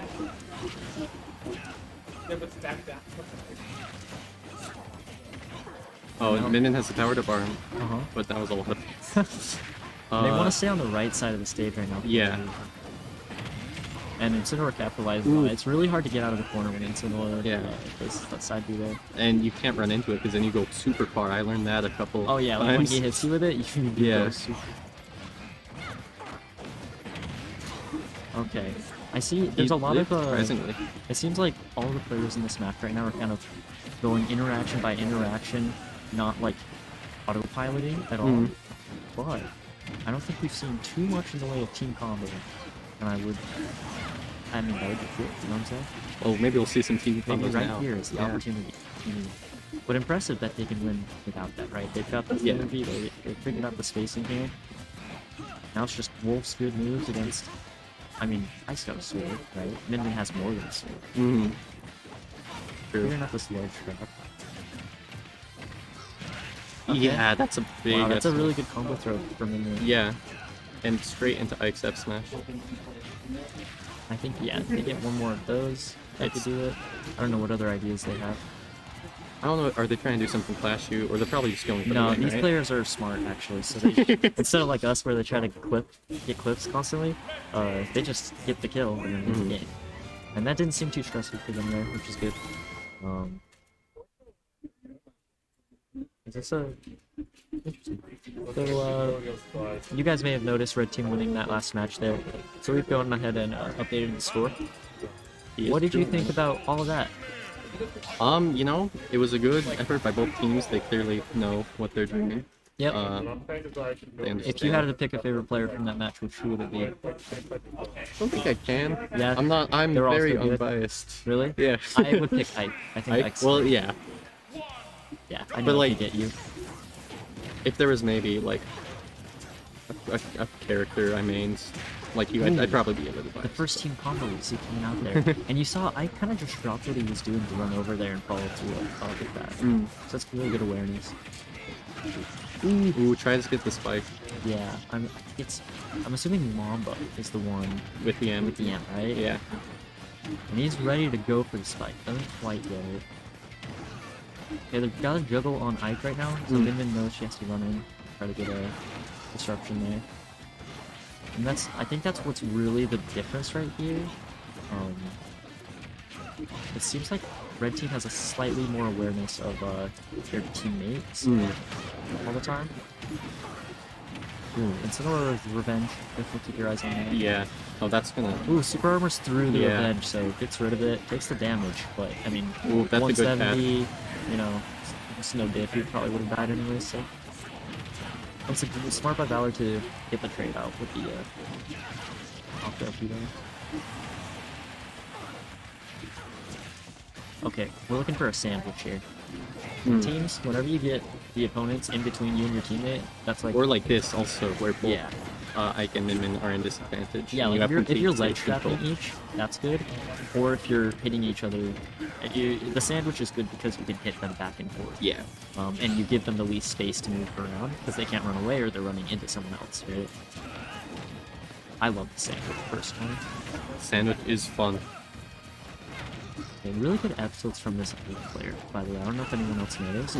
Not quite gonna kill with that up B, but they've got this stage, everybody on the right here, kind of a double ledge trap there, and it's gonna work out for them. Min Min is such a hard character to get out ledge from, because... Oh boy. He can for sure hit people.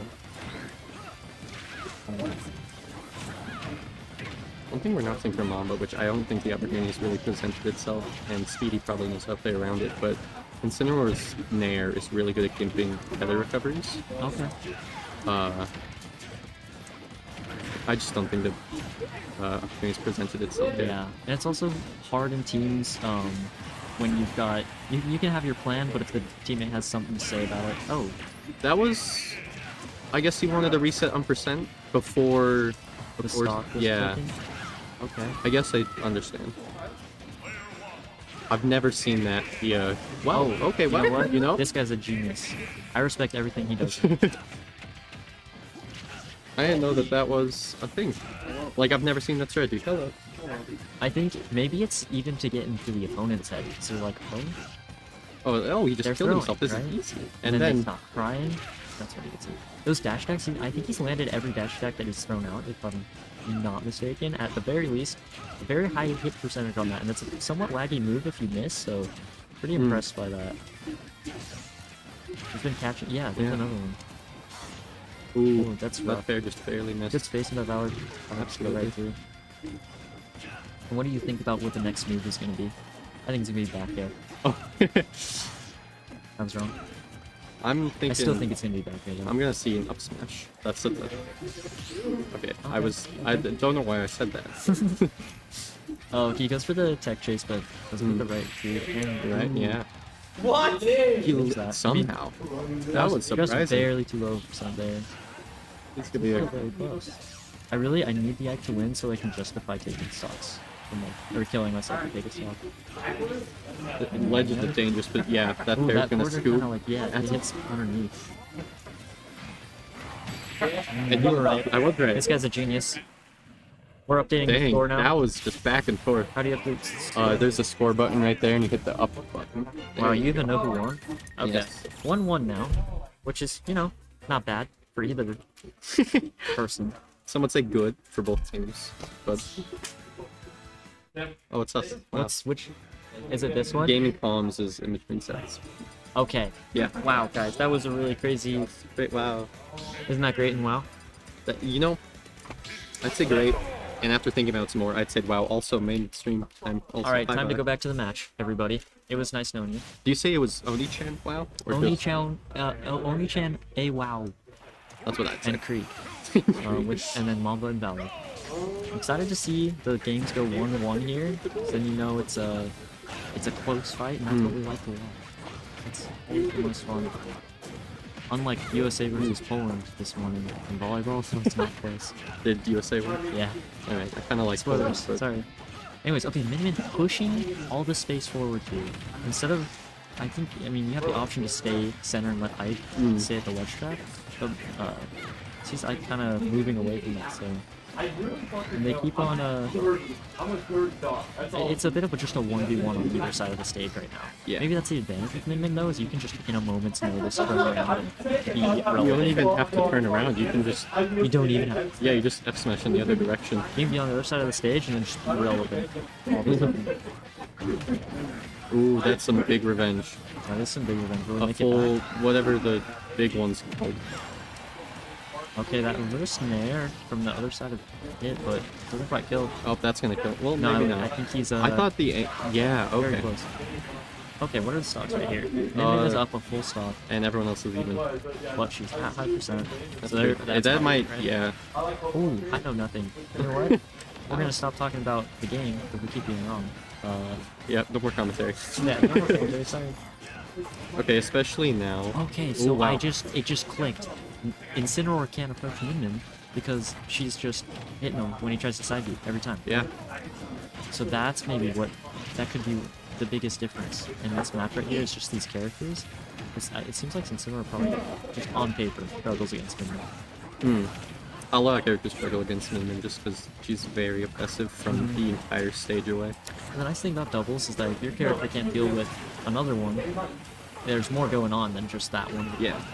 So you can usually get away with it. Right, Mamba's died. Yeah, got them both in the corner, and I like that when Mamba goes forward while he has invincibility, just runs in the corner and throws out some moves, because obviously when you're invincible, it's like, put some pressure on him, makes good use of it there. And Ike is living a really long time. I think just generally, we've seen him at 170, maybe, he's doing a good job of staying alive. Ooh, the there was back the there. Yeah. Or the back throw. Other than that, even that dies again at like 150 plus, right? Doing a really good job of either I don't know if it's blue team is not really focusing on getting the kills on him, or if it's he's just staying out of the way. Either way, it's working out for them really well. They're up 1 stock here, and in similar 5%, I'd be curious to see if they target him first, if they get the opportunity. I mean, I'd say you would, but it also looks like they're just trying to take it. Never mind. Oh, yeah, and he stole the stock. Oh, yeah, again. So everything's flipped around. Yeah. That's just a 1v1. Right, both just. I thought this was supposed to be doubles today. You know, nice wolf frame. I expect that from Valorant. After playing against him, it looks like he's got those pretty consistently. Waits for the air dodge though. Okay, good ledge trap. He doesn't give up stage with the ledge trap. That's true. That's back to neutral. He gets over the laser and able to land with the nair. I don't think he's going to be able to laser that much. No. If, what's this guy's name? Kreeg? Yes. If he's, threatening that. What do you think about this combo? Fair to fair? Yeah. It's pretty good, I guess. It's a good combo. What's your favorite wolf move, though? Favorite wolf move? Side B's kind of cool. I really like that. I don't. Look at it. They auto kill. Very even right now. Right now, I'd say Valor kind of has the upper hand. He's kind of just. And you can see it's hard for Wolf to shrug right there because he's afraid of getting landed on with the nair, because that can just reverse into a death, right? So he's gotta be very careful when Ike's above. Just wait. That's. And the first dash attack we see miss, but Ike's heavy enough. He's alright. He has a jump still, I think. Yeah. Can we get around to like that? That it? Not quite. I'm surprised that's not it. That's gonna be. Yeah. That's really smart, and that's hard to do because the wolf could have side beat at any moment there. But I'm not sure if it's a reaction or if he's just. It was also though, like he didn't do that before in the match. He really so it was a had very never unexpected option. I didn't expect it.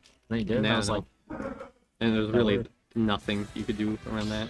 If you knew it was coming, I guess wait longer or recover. How important do you think it is now that they got that? Oh wait. What do you think? So he played his card now, right? Much like a gambling man in a casino might play a card. And red suit. Maybe. In red suits, perhaps. And black suits, would he played his card. But really, he can go for it still, right? Yeah. It's not like he can't do that anymore. And now maybe the pressure is on the recovery just to be afraid of that whenever it looks like that can make a difference too. Okay, Ike's doing a good job just walling out the wolf here while Minion's got the wolf. And even if Ike can't get any damage on the wolf, he's buying that much space, and that's really valuable. Okay, wolf hasn't taken any damage yet. It's been really helpful. And who is Kreeg? He has something to say about that. Very hard to just. It goes back and forth often, advantage and disadvantage between teams. I like to watch like. Ooh, that was a good fair. That was really nice connect. I think that might have even been off of a min. Yeah. And so, unfortunate overlap there. Some easy damage from the side B. Team combo's not quite gonna get it. But and that's what. Yeah. Yeah. What's the punish? He gets the kill. Megawatt, yeah. And that's another good advantage. It's like, ooh, he spiked with the side B. And he lives too. That's really nice. Blue team up a good amount here, down the game, but this may be. Ooh, doesn't finish the whiffed up smash.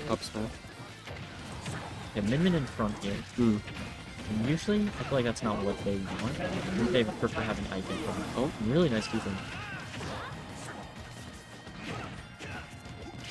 Instant with, he does have his counter, and when he didn't need it. That's perfect. Okay, Ike 2v1 here. Right, that might, that's gonna kill Min. Yeah, kind of a bait. When you see, Min sees his their teammate in pressure, right? And so they're gonna run, try to save him. And Summerwar says, well, I can also just turn around.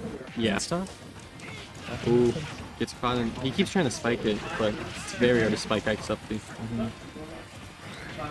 Takes good timing and spacing. Yeah, and I think Kreeg is going really high with the uppy intentionally because he knows he can kind of catch. If you're trying to be above him and you don't go high enough, he'll just catch. Yeah. Right, yeah. Blue team with the 2v1. biggest lead we've seen in this set. Yeah, for sure. Just some ledge trapping out here, and I don't think 2v1's a great or Min Min is probably not a great tool. No. They're just as. Oh, something happened. Good stock.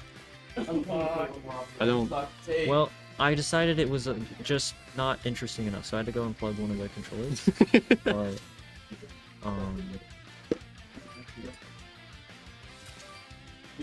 I don't. I think it was a Smackbox thing. Maybe? I'm just gonna keep playing. Oh, never mind. Okay, well, That's fair. that is fair. It's game 5, and that was a pretty big lead. It'd be really insanely difficult to take that back, especially with Min Min, who's So can't really deal with the characters that well. So anyways, I don't know. So like, he kind of is gone. oh, is he just gone? He walked out the venue. I don't. He thinks it's really cold in the venue. His hands are like freezing, so he's gonna. Oh, he should wear a suit next time. It's so hot.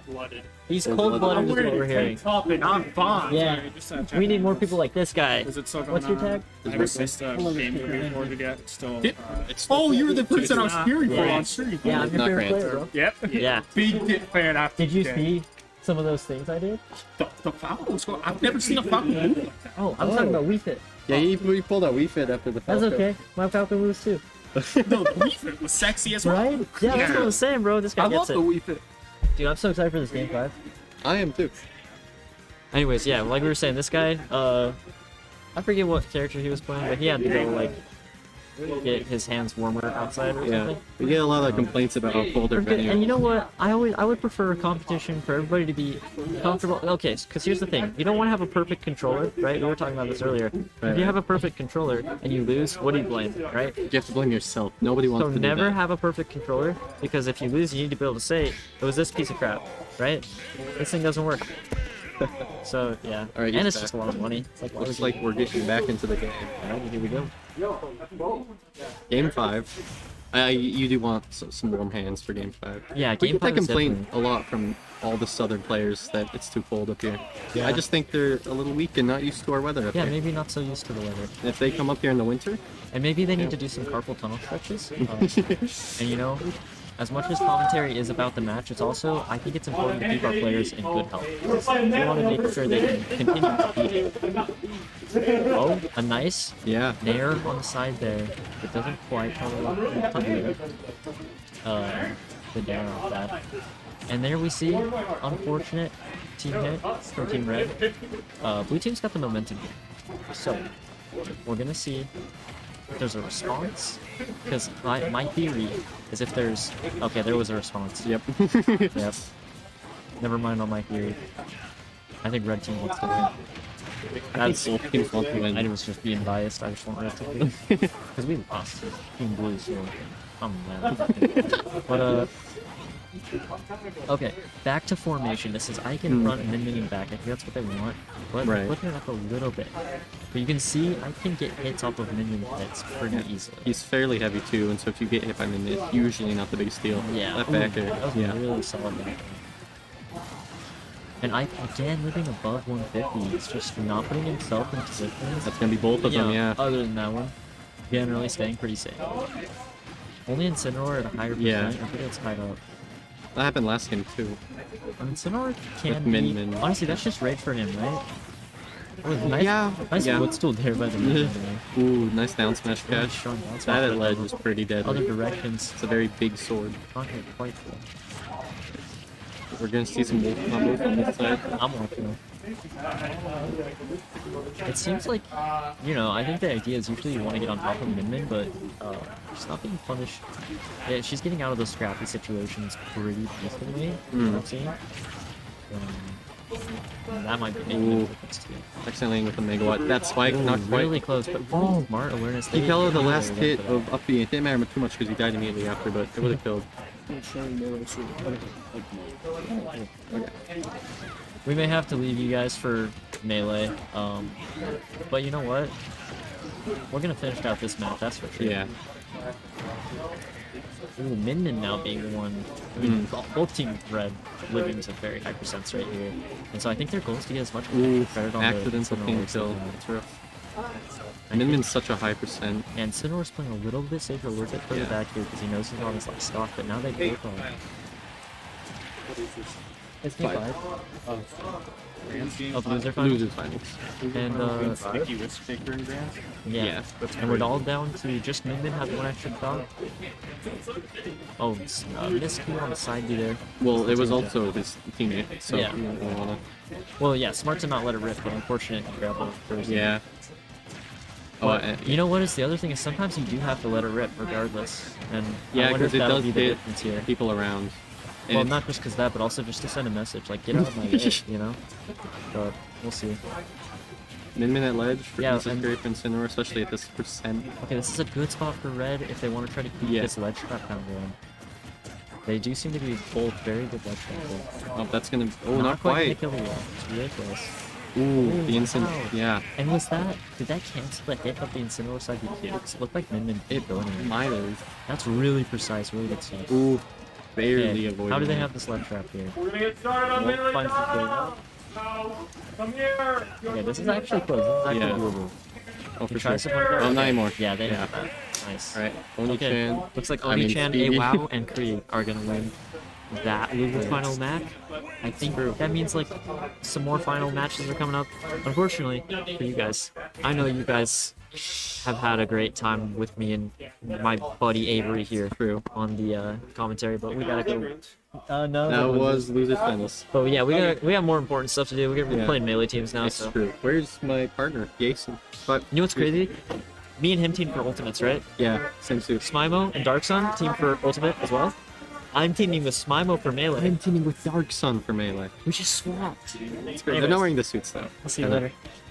Ciao, ciao. That's French. By the way. Well, it's Italian also, but I said it in French. I mean, we're leaving. Whatever you say, probably.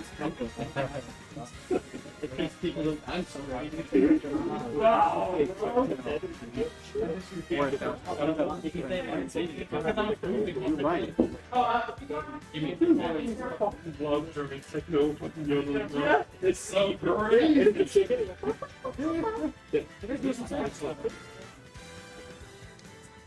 Probably Denny's. Yeah, if he was turned around. He was turned around. If we, second problem. Oh, that's insane. Why haven't I done it?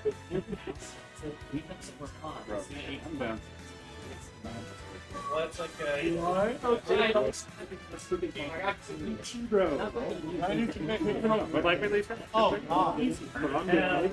Where'd you go? What?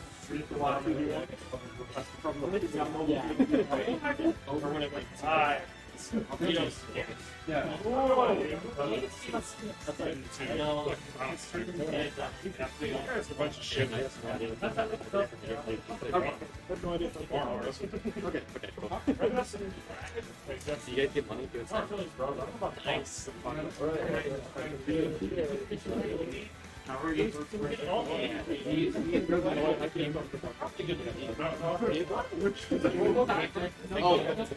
I need Whitby and Nelly versus Sun King and Corey Chai. Oh, let's go! What are you about to get fucked?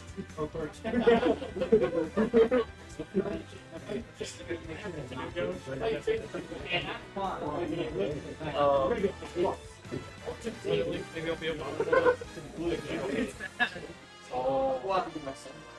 Oh, see? We try it.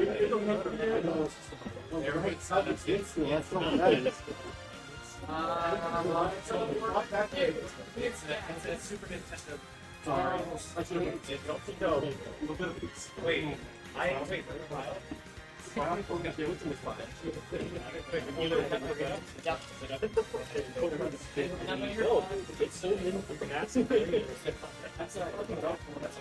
Wait, wait.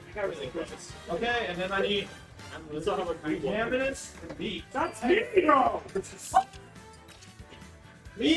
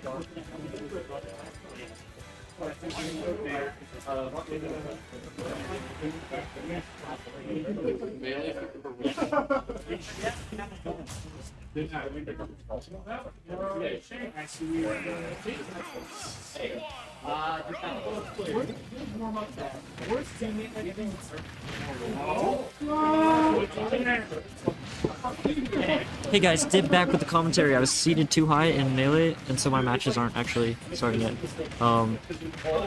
I love that team that is on there right now. The blue one, that's my team right there. Yeah, this one. Did it work? Does anybody know if it worked? Oh, it works. Great. Okay, I'm assuming in game one it hasn't been long enough, so... Yeah, this is the match that we were expecting for Grands, and well, actually, I'm not sure. It's very close. There's a lot of great players here and teams here tonight, and so right now, looking like Sticky and Risk Taker are in great position to take this game. Which team on paper do you think has the advantage here? Because I feel like yellow team's got heavy bodies and pretty good like zoning. But blue team has like a lot of range, a lot of heavy hits, so probably Sticky and Risk Taker, just because these are two they have much better recoveries, and so there's a lot and zoning. So and it's usually once they get the others off the side, it's a very awkward situation. Man, talk about grand finals. I figured we needed a little something extra. The triple comms on deck. Bro, we're almost to summit bench, bro. We are almost to summit bench. It was recommended, but I was like, that might be a little bit too much in here, you know? Yeah. Now, if we're talking about a little something much, check out that grenade, the explosive play, being able to take that stock right there. It's so good for Sticky to be able to keep those grenades out consistently, covering so much area. Then you throw in the use of Nikita and C4 to get stocks mad early. It is crazy. C4 and doubles, you can, if you're paying attention to where C4 is, you're not from this planet. Yeah, no. In doubles, that's just not a thing. There's already 3 people that you have to watch at all times, not to mention your own self. You throw in C4. Throw in Gyro, even. Gyro, like, C4. This team is made to make you struggle. Yeah, I didn't even know what to say. At that percent, if you pull the comeback with the 2 stock deficit in doubles, you are a legend. You are a full-blown legend. You will go down in the history of doubles as one of the most miraculous doubles comebacks of all time. Yeah, no, that would have been absolutely nasty. This is actually Mamba Valor? Pretty sure. Hold up. I'm pretty sure that was reported wrong. Because that was Speedy and we're watching Kreeg right now. Yeah, Speedy Kreeg. Hey, real quick, it was reported wrong in Smash GG. You put in Mamba and Valor. Oh, I put in backwards. Darn it. Yeah. I always do that. Wherever you want. Thank you. Wherever I want. Anyway, we are heading into my next game number 2. 2 weeks. When I give it back. Great. Yeah, I was. All right. Let me think about it. I noticed that, but I didn't register that the characters were.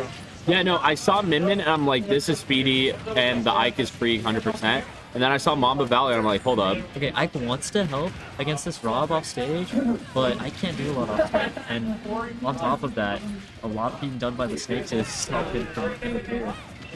Yeah, no. Just another different kind of interaction with the yellow team. Seems to know what to do. Just a little bit. Yeah, Min-Min's not very good, so when you do get the opportunity to exploit it, you exploit it. And you know with characters like Snake and Rob, you are going to get exploited. Oh, yeah. They are amazing off stage. Now, if we're going to talk about someone else amazing off stage, I want to see a little bit more of that edge guarding potential from Speedy. Min is so good at it and has an ability to not only cover low but high, kind of like Pika-esque style edge guarding, where you could use the up B on stage to immediately pop up high to cover it and track, kind of like we were just seeing Speedy, and it forces Sticky, of course, to immediately go high. And that just puts you in such a awkward scenario where your options are so much more limited, and all of a sudden it's a juggle scenario instead of an edge guard. And who is it playing Rob here? Risk Taker. Okay, since Risk Taker, it might be a small thing, but I'm noticing when he's kind of, let's say both blue teammates are really close to him, in those kind of scramble situations, he's holding a shield a lot. And that's actually, I think, a really good strategy in doubles, just because your teammate is able to come interfere without hitting you. And usually the opponent, when they've got the 2v1 like that, they're not going to be holding shield, they want to get the hits, right? Mm-hmm. And so that's really smart awareness. Ooh, and a nice roll. Yeah, no, these two teams are some of the best in the state, and they are showing it tonight. Yeah, it seems like not just in singles, though. It seems like they've got a lot of this doubles strategy figured out as well. I mean, we're seeing a lot of the different combos. I'm curious to, like, the 2v1 scenarios just are absolutely insane. Some of the setups that get brought out by either side. I will say, I played Kreeg and Speedy earlier. Speedy straight up throwing some mad stocks just in the attempts to, like, get the 1v1 as a SD spike. And they are willing to do it, but good gracious, Snake, so much weight to him surviving that back there just by the skin of his teeth.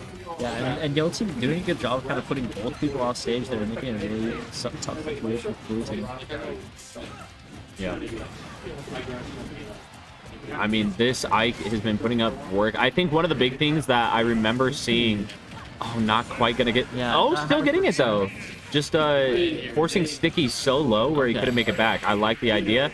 And right there, Speedy gonna seal it out for game 2, going over to Speedy Kreeg. I like the pick over to the Ike. I don't know if you were able to watch winners did, but as for me and DDR, we noticed there were a lot of times where Risk Taker and Sticky would just get very high in percentage. And so now you throw in Ike's kill ability in comparison to Marth, where it's just solidly consistent. Yeah.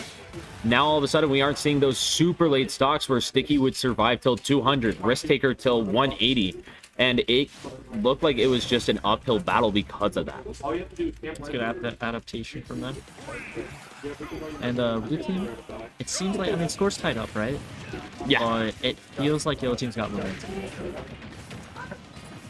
For them, for whatever reason. Yeah. See if they can maintain it.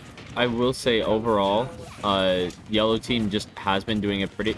It feels like they are a little bit more studied in some of their like doubles play with each other. I guess not studied would be the word, but like they're how they feel with each other. What? So like when two actors are like supposed to be in a relationship as their characters.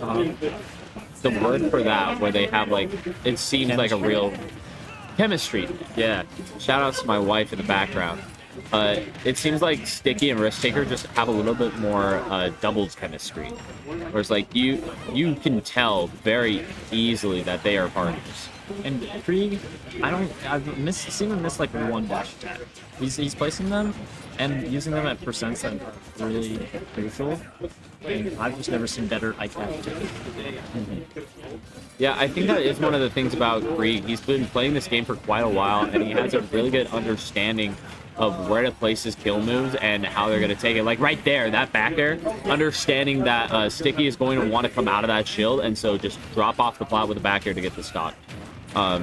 Meanwhile, if we're going to talk about someone who has some nice little placement, look no further than Risk Taker, doing a pretty good job overall of just placing the nairs to be a little bit oppressive and keep the pressure on. And now looking for, like right there, goes for the attempt at the up air drag down, recognizes it, whiffs, and immediately recognizes where the landing option is going to come, pops the up smash, and then also covering Speedy's recovery. The placement from Risk Taker with these kill moves has been immaculate. Right now, look at that up tilt. Snake, you know he's been putting in the work on leg day. You don't skip a day of leg day is every day to Snake, boys. Yeah, how else do you explain him being able to do a full split as an up kick? But blue team, it seems like they've got a little bit more of the clutch back. Kreeg pulls out a spike right there, and now they're looking pretty good in this match. Ooh, Just look. misses on the down smash there. I gotta say, shout outs to Speedy for that shadowing right there. Just popped up and just kept right in that zone of Risk Taker until he finally saw the commitment to the defensive option with the air dodge and went for the grab. That was so good. And Ike and Minmin both have pretty good throws in doubles, so I'm surprised to see they're not quite getting that put together, but it's not enough for them to lose. Oh, not at all. I mean, right there, taking game number 3. It is 1-2. This is the same situation we saw in winners finals. Risk Taker Sticky took game 1. Speedy Kreeg immediately fired back with 2 games of their own. So I'm a little curious. Do we see Risk Taker Sticky take the next 2 matches like they did in a winners finals, or will we get the reset? All they have to do, I think, Sticky and Risk Taker, I think all they have to do to win is just play better. True, they do just need to play better. Honestly. That is the most crucial part of this game when it comes down to it. That's crazy, because I don't think they're even playing that bad. Oh, not at all. But just a little better. Just enough, right? Yeah, just enough. Just Not enough, quite not close as good. And so just maybe a little changes. Ooh, look at Risk Taker right now, just taking Speedy for a ride. Yeah, this Rob's controlling like the entire half of the stage by himself. I really think Kreeg needs to get in there to help Speedy out. It looks so bad for Speedy right now when Risk is on him. Look at that. Oh, I thought that was dead. Yeah, I did too. Somehow it wasn't though. Yep. Just a little good DI, you know. That's all it takes sometimes.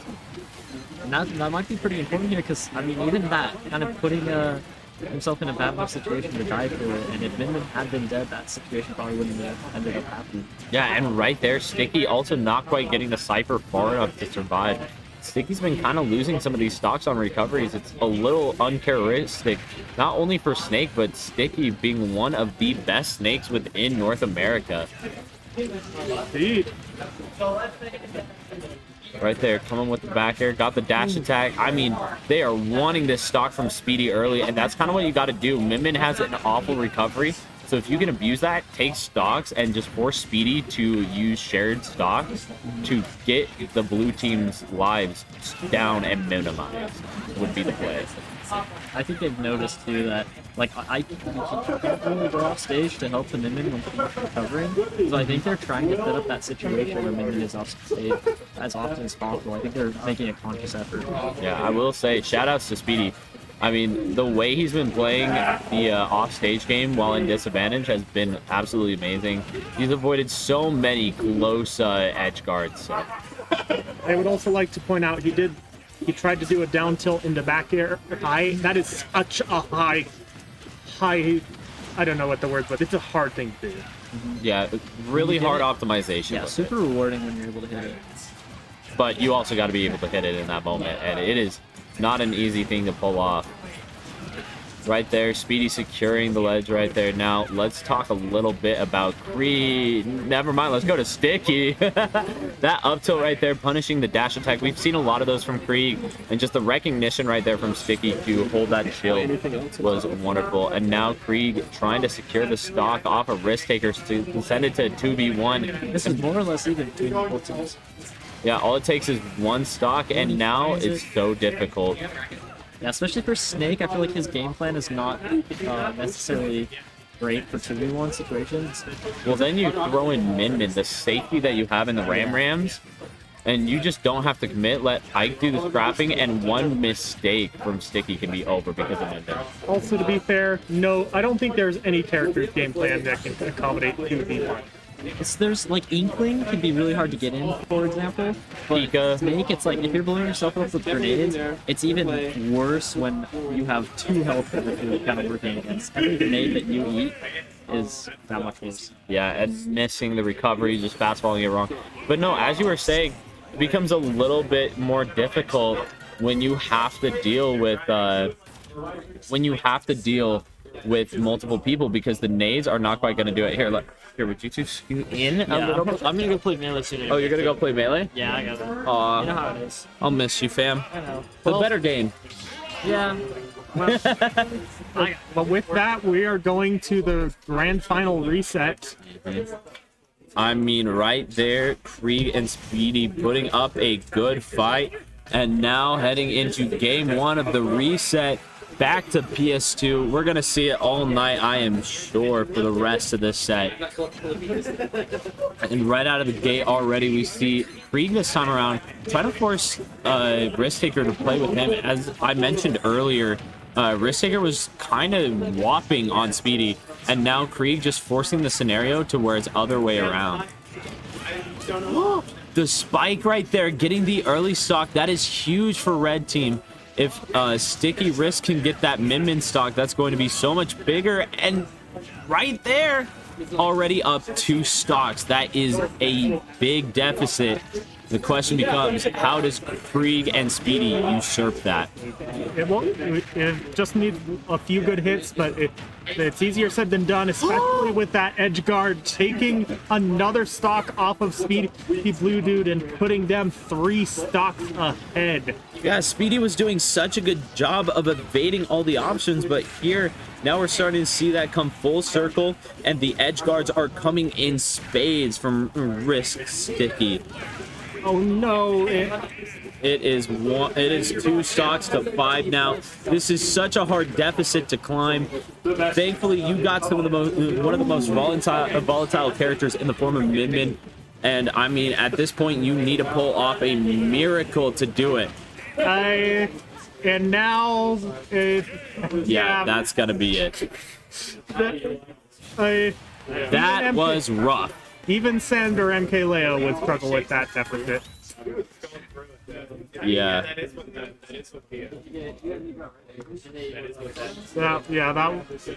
is. Can't imagine SpeedyBlueDude and Kreeg are feeling too great about that one, but these aren't the kinds of players who will let themselves get down by 1 game. So let's see if they can bring it back. Yeah, I know that is the question here now. What can we see in this grand finals reset? That is the challenge. When you have more games to play, it's more chances for the opposing team to get the download on your style. And so we'll see if they can make the most of it, or if Kreeg and SpeedyBlueDude can turn it around.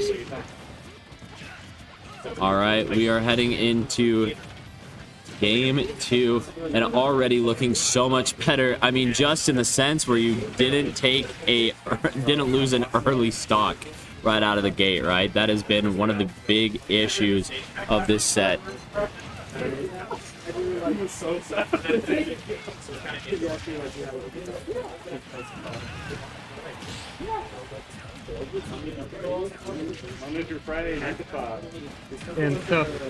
And while it looks like Risk Taker is the first one to lose the stock in this game. Going for the edge guard on Min. Not a lot more that you can do as Min in that situation. It's just getting edge guarded into oblivion.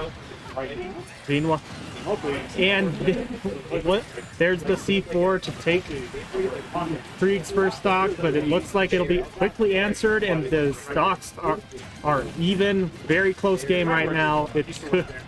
So it's either play team's game for the time being. Well, okay, not going to allow Kreeg any chance to apply further pressure on Sticky and recovering. They need to. All right, that up smash coming in spades to be able to get Risk Taker off of them, and the Nair! beautiful recognition of the scenario, gonna pop Risk Taker right off the top. And now you also have powered up Dragon since you got that grab a little bit earlier.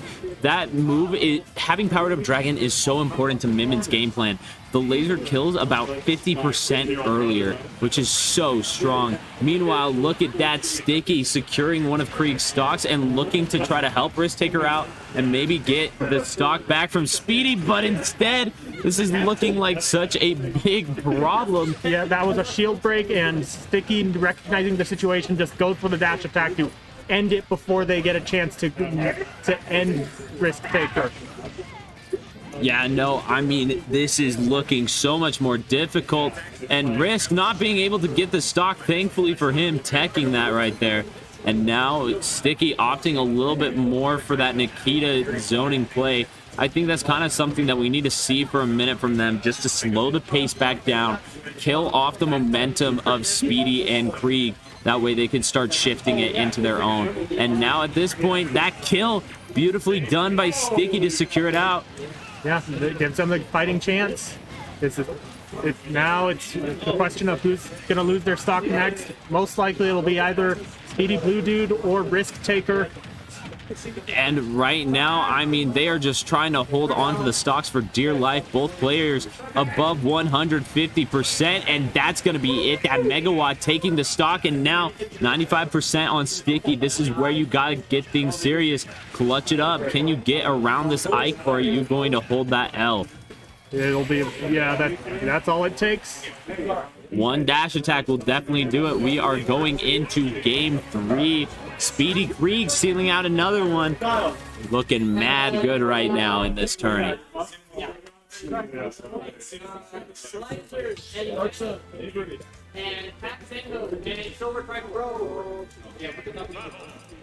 Man, I don't even know what to say. I think the big thing is you got to find the routes for those edge guards. You were taking so many stocks with those, and it was working wonders for you. So heading into game 3, I think that's the thing for Sticky and Risk Taker to focus on. Meanwhile, Kreeg and Speedy just played that exact same way. You know, Kreeg was doing a really good job of just focusing down on Risk and keeping it so that Risk couldn't get Speedy into those horrible, horrible scenarios where he was just going to lose stocks very, very early.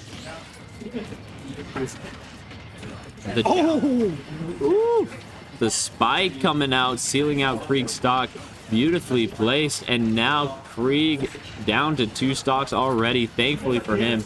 This ain't too much of a deficit, of course. Sticky sitting at 78 and Risk sitting at 84. That is some high percentage windows against characters like Minmin or Ike, who can just blow up your stocks like that with that back air. And Speedy going so high for that stock for Risk, not quite finding it. Does it count as a team kill if your attack set up the kill for your teammate?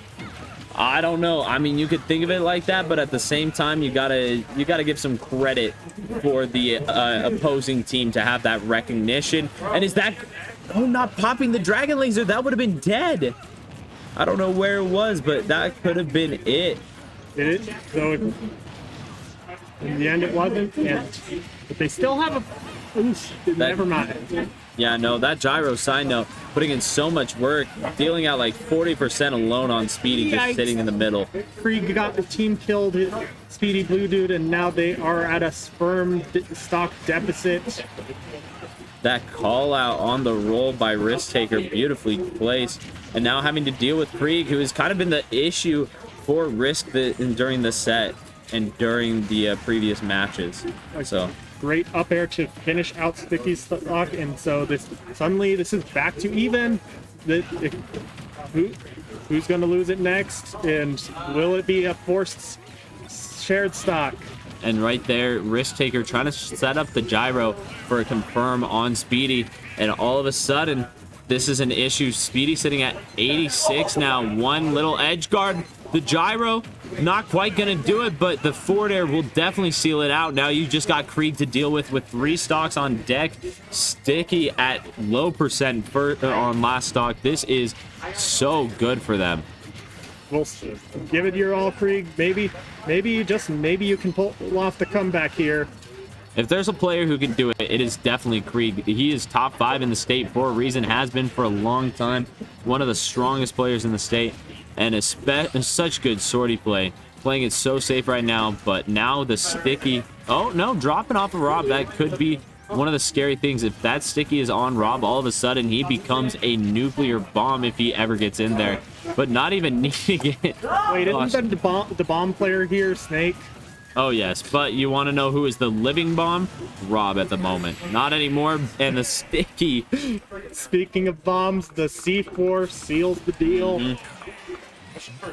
Not surprised by any means. The minute it is out on the field, that is the scary thing to deal with. I mean, especially if you pop it on Risk, all of a sudden, he is the weapon. He is not even the fighter anymore.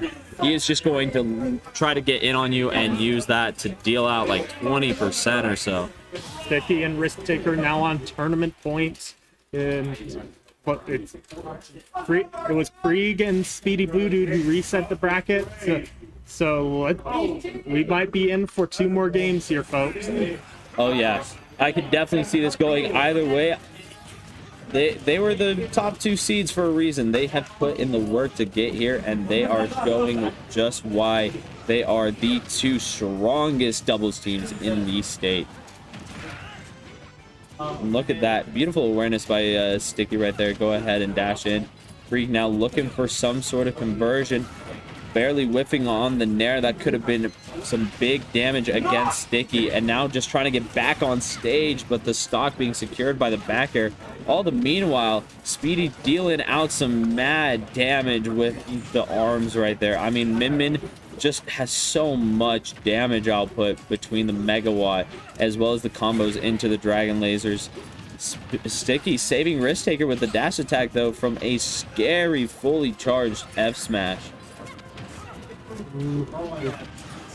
And now Risk not quite getting that edge guard he was looking for, and still trying to focus on Speedy, even though all the way across stage. But now we're seeing him go for this edge guard. Sticky looking for the back air placement, gonna take an up B for it. And now off stage, does Kreeg secure it? Yes, he does. The confirm off of the air dodge, beautifully placed. And just trying to get cheese a stock there, understandable. Far behind, any way to even it out is desirable here. Ooh, up B, beautiful DI, somehow ready for it. I don't know how. And what a great call out with that back air. And yeah, Risk Taker going in to try and distract their edge guarding with Sticky. And now it's back to Nude. Oh! The up B for the kill! That was so crucial right there. They had kind of been struggling to find it, and now all of a sudden on even footing, this is so good. Of course, the scary thing is Sticky. Oh, the up air to take it. Kreeg is putting in some work to get these stocks. Yeah, just swinging that sword. You don't respect that Ike sword, you will be dying at some very early percent. 100%, and I'm curious to see if we get some sort of suicide kill. We saw Kreeg go for it a couple of times, really trying to get one of these stocks early. I mean, Risk Taker sitting at 104, that is the scary thing, but at the same time, there is still an out. Speedy is at 138. And that dash attack to killing Risk Taker, putting... Oh, okay, never mind. Must have been a misinput, but coming down with the invulnerability to break the zone with the dash attack. It does, but it does mean that Sticky's chances in this match are suddenly a lot more realistic. Yeah, Speedy playing on the back foot. I like it. Where the idea is, look, he's at such a high percent, he could die to anything, and then one simple edge guard could be it, and now we're in that scenario. Sticky knows it. Look how he's playing against the ledge. All he needs is one good edge guard, and that could be it. Meanwhile, one good hit from Kreeg, and obviously it's going to be over. Sticky sitting at 136. Back throw, looking for the fair spike. And the Cypher saving him from the up B. Grenade once again protecting him. Sticky is playing so patient here, not wanting to drop this and wanting to clutch out this game. This could be huge. Back throw. Though to his credit, Kreeg is also playing very patiently, knowing that he only really needs one good hit here, and that's it. Yeah, the space fares and the up airs, the up tilt going to seal it. Barely taking that game 4. Yeah, I was getting a bit of Falcon punching your ice climber teammates vibes with that up tilt, but in the end, Kreeg was able to maintain control of that game and keep them in this match. As I hinted at earlier, we are going to the final game. I mean, I don't think I would have seen it any other way. Yeah, it's the best way for it to go. Get down to the wire. It really is a toss-up here, folks. Game 5. What do they have planned? Sticky going right in on Speedy, trying to get him off stage and keep the pressure on. That stage control can be so important, but it's so much harder to maintain inside of doubles and the side B. Not gonna kill. That's insane, but the forward air going to seal it out. And Sticky just holding the ledge, not letting Kreeg get through. That is such a good play where Sticky just kept constant control with the grenades and the ledge buffer and the ledge invulnerability to make it so that Kreeg couldn't do even attempt anything to save Sticky. Sticky trying to fire back, holding on to the stock for dear life. What's up, Big Poppy? Taminus in the background, just petting the belly. Love to see it. Off stage, yep, that's going to be it for Kreeg. That recovery just not what it could be. That is the one hindrance of switching off of the mark and onto the Ike, is you are going to be so much easier to be gimped. And now sitting at 29, Min all the way out there looking for the kill against Sticky. Kreeg trying to pop that up B, but Risk responding back and now looking for the kill. The up smash going to seal it. This is looking so good for Sticky Risk. Yeah, three stocks ahead. They do finally get in stock here, but it'll be a uphill battle from here. Yeah, Sticky. Well, Risk Taker is on the cusp of losing his second stock. If they can just find one good kill, that might be the start of a comeback. Yeah, they are really fiending for it right there, confirming that back air off of Ike for the kill. And Risk Taker trying to fire right back on Kreeg. Kreeg's chilling at 125. This is going to get really scary. Of course, Ike has some amazing kill power, and you throw in the rage. Look at that. Risk avoiding so many kill options. That could have been it so many times over, but still not going to find it. Kreeg having the awareness to avoid that back air as well, and the up smash. That was some insane playing around, but in the but Sticky recognizes the situation and just fishes for the down air and finds Mark to seal Kreeg's second stock. Yeah, Kreeg was just going so hard in on Risk Taker, and Sticky just having the awareness to take that stock. So good on his part. And now Speedy fired back with some arm shenanigans. Is that going to be dead? Yep, the Nair sealing it out. Now 1 stock to 4. The question is, can Kreeg do it? I'm unsure. Sitting at 35% off stage. Grenade not going to get the pop. And now Risk just playing it patient. Looking for any opening. His best hope here is to try and find a duo kill. And that's easier said than done. Yeah, I mean, I don't know how you're going to seal it out. They're playing so patient. Look at the Nikita just forcing the air dodge. And now Gyro trying to pop him. Nikita once again going for it. This could be it. The back air not going to come out. Oh, narrowly makes it out alive from that back air trap. That Kreeg not able to find any stocks right now. It's it. He's running out of time to do it, and the up tilt to seal his fate. A very, very well fought match by both teams, but this was the predicted outcome. It really was. I mean, we had seed number 2 even resetting the bracket in grand finals. Just not quite able to do it. Risk Taker and Sticky, it looked like when they started to buckle down, they just looked so good. They worked so well together. I mean, we saw Sticky utilizing the projectiles to bait certain options, or Risk Taker taking damage to allow Sticky to find the opportunity when they overextended. Either way, absolutely immaculate play. Or immaculate play. I know the feeling where you're struggling to find the right word to describe that 100%. situation. Sticky and Risk Taker going to take it home today, and that is going to end off Ultimate. Interview? Here, let me get these two in. Let me get these two in. I need a chair. Yeah, grab a chair. Grab it from stream setup. Dude, as Sticky adult supervision, I have to be included. Adult supervision. Doubles! All right, get in here. You're gonna grab that. I'm taking the roll. Alrighty, Sticky Risk. Look, you guys were the first seed for a big reason. We've seen you guys play wonderfully. Okay? They want post-tourney interview. All right. Sorry you're not cool like us and win. All right. Now, we've seen you two play a lot across the state.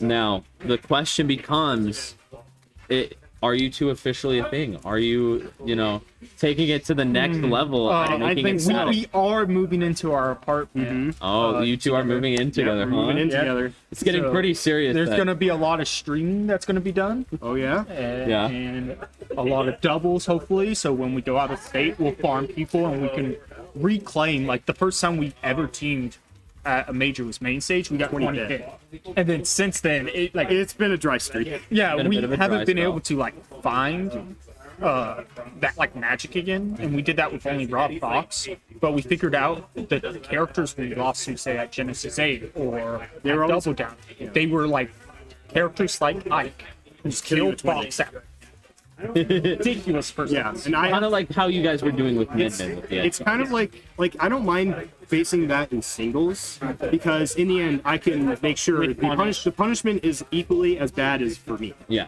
But in doubles, I have to constantly avoid that kind of stuff, and then I can't sometimes you properly can't. punish it. Sometimes you can't avoid it either. You just get Sometimes, hit you just can't even by avoid it. And then Fox dies so ridiculous early, or his recovery ain't that great. Although, we were still gonna go Rob Fox for certain matchups, since we still think that team's pretty crap. Yeah. But especially say against Ike Minden. Yeah, no, that was. I was. Yeah, you guys would have died so early with the Fox. I will say, one of the things that I saw at the beginning of set 2, obviously game 1. Oh yeah, you guys got payout right behind you. Sorry, I wanted to surprise you guys, and then you pointed out, but it kind of still worked. Should be 77 each. All right. That was 77.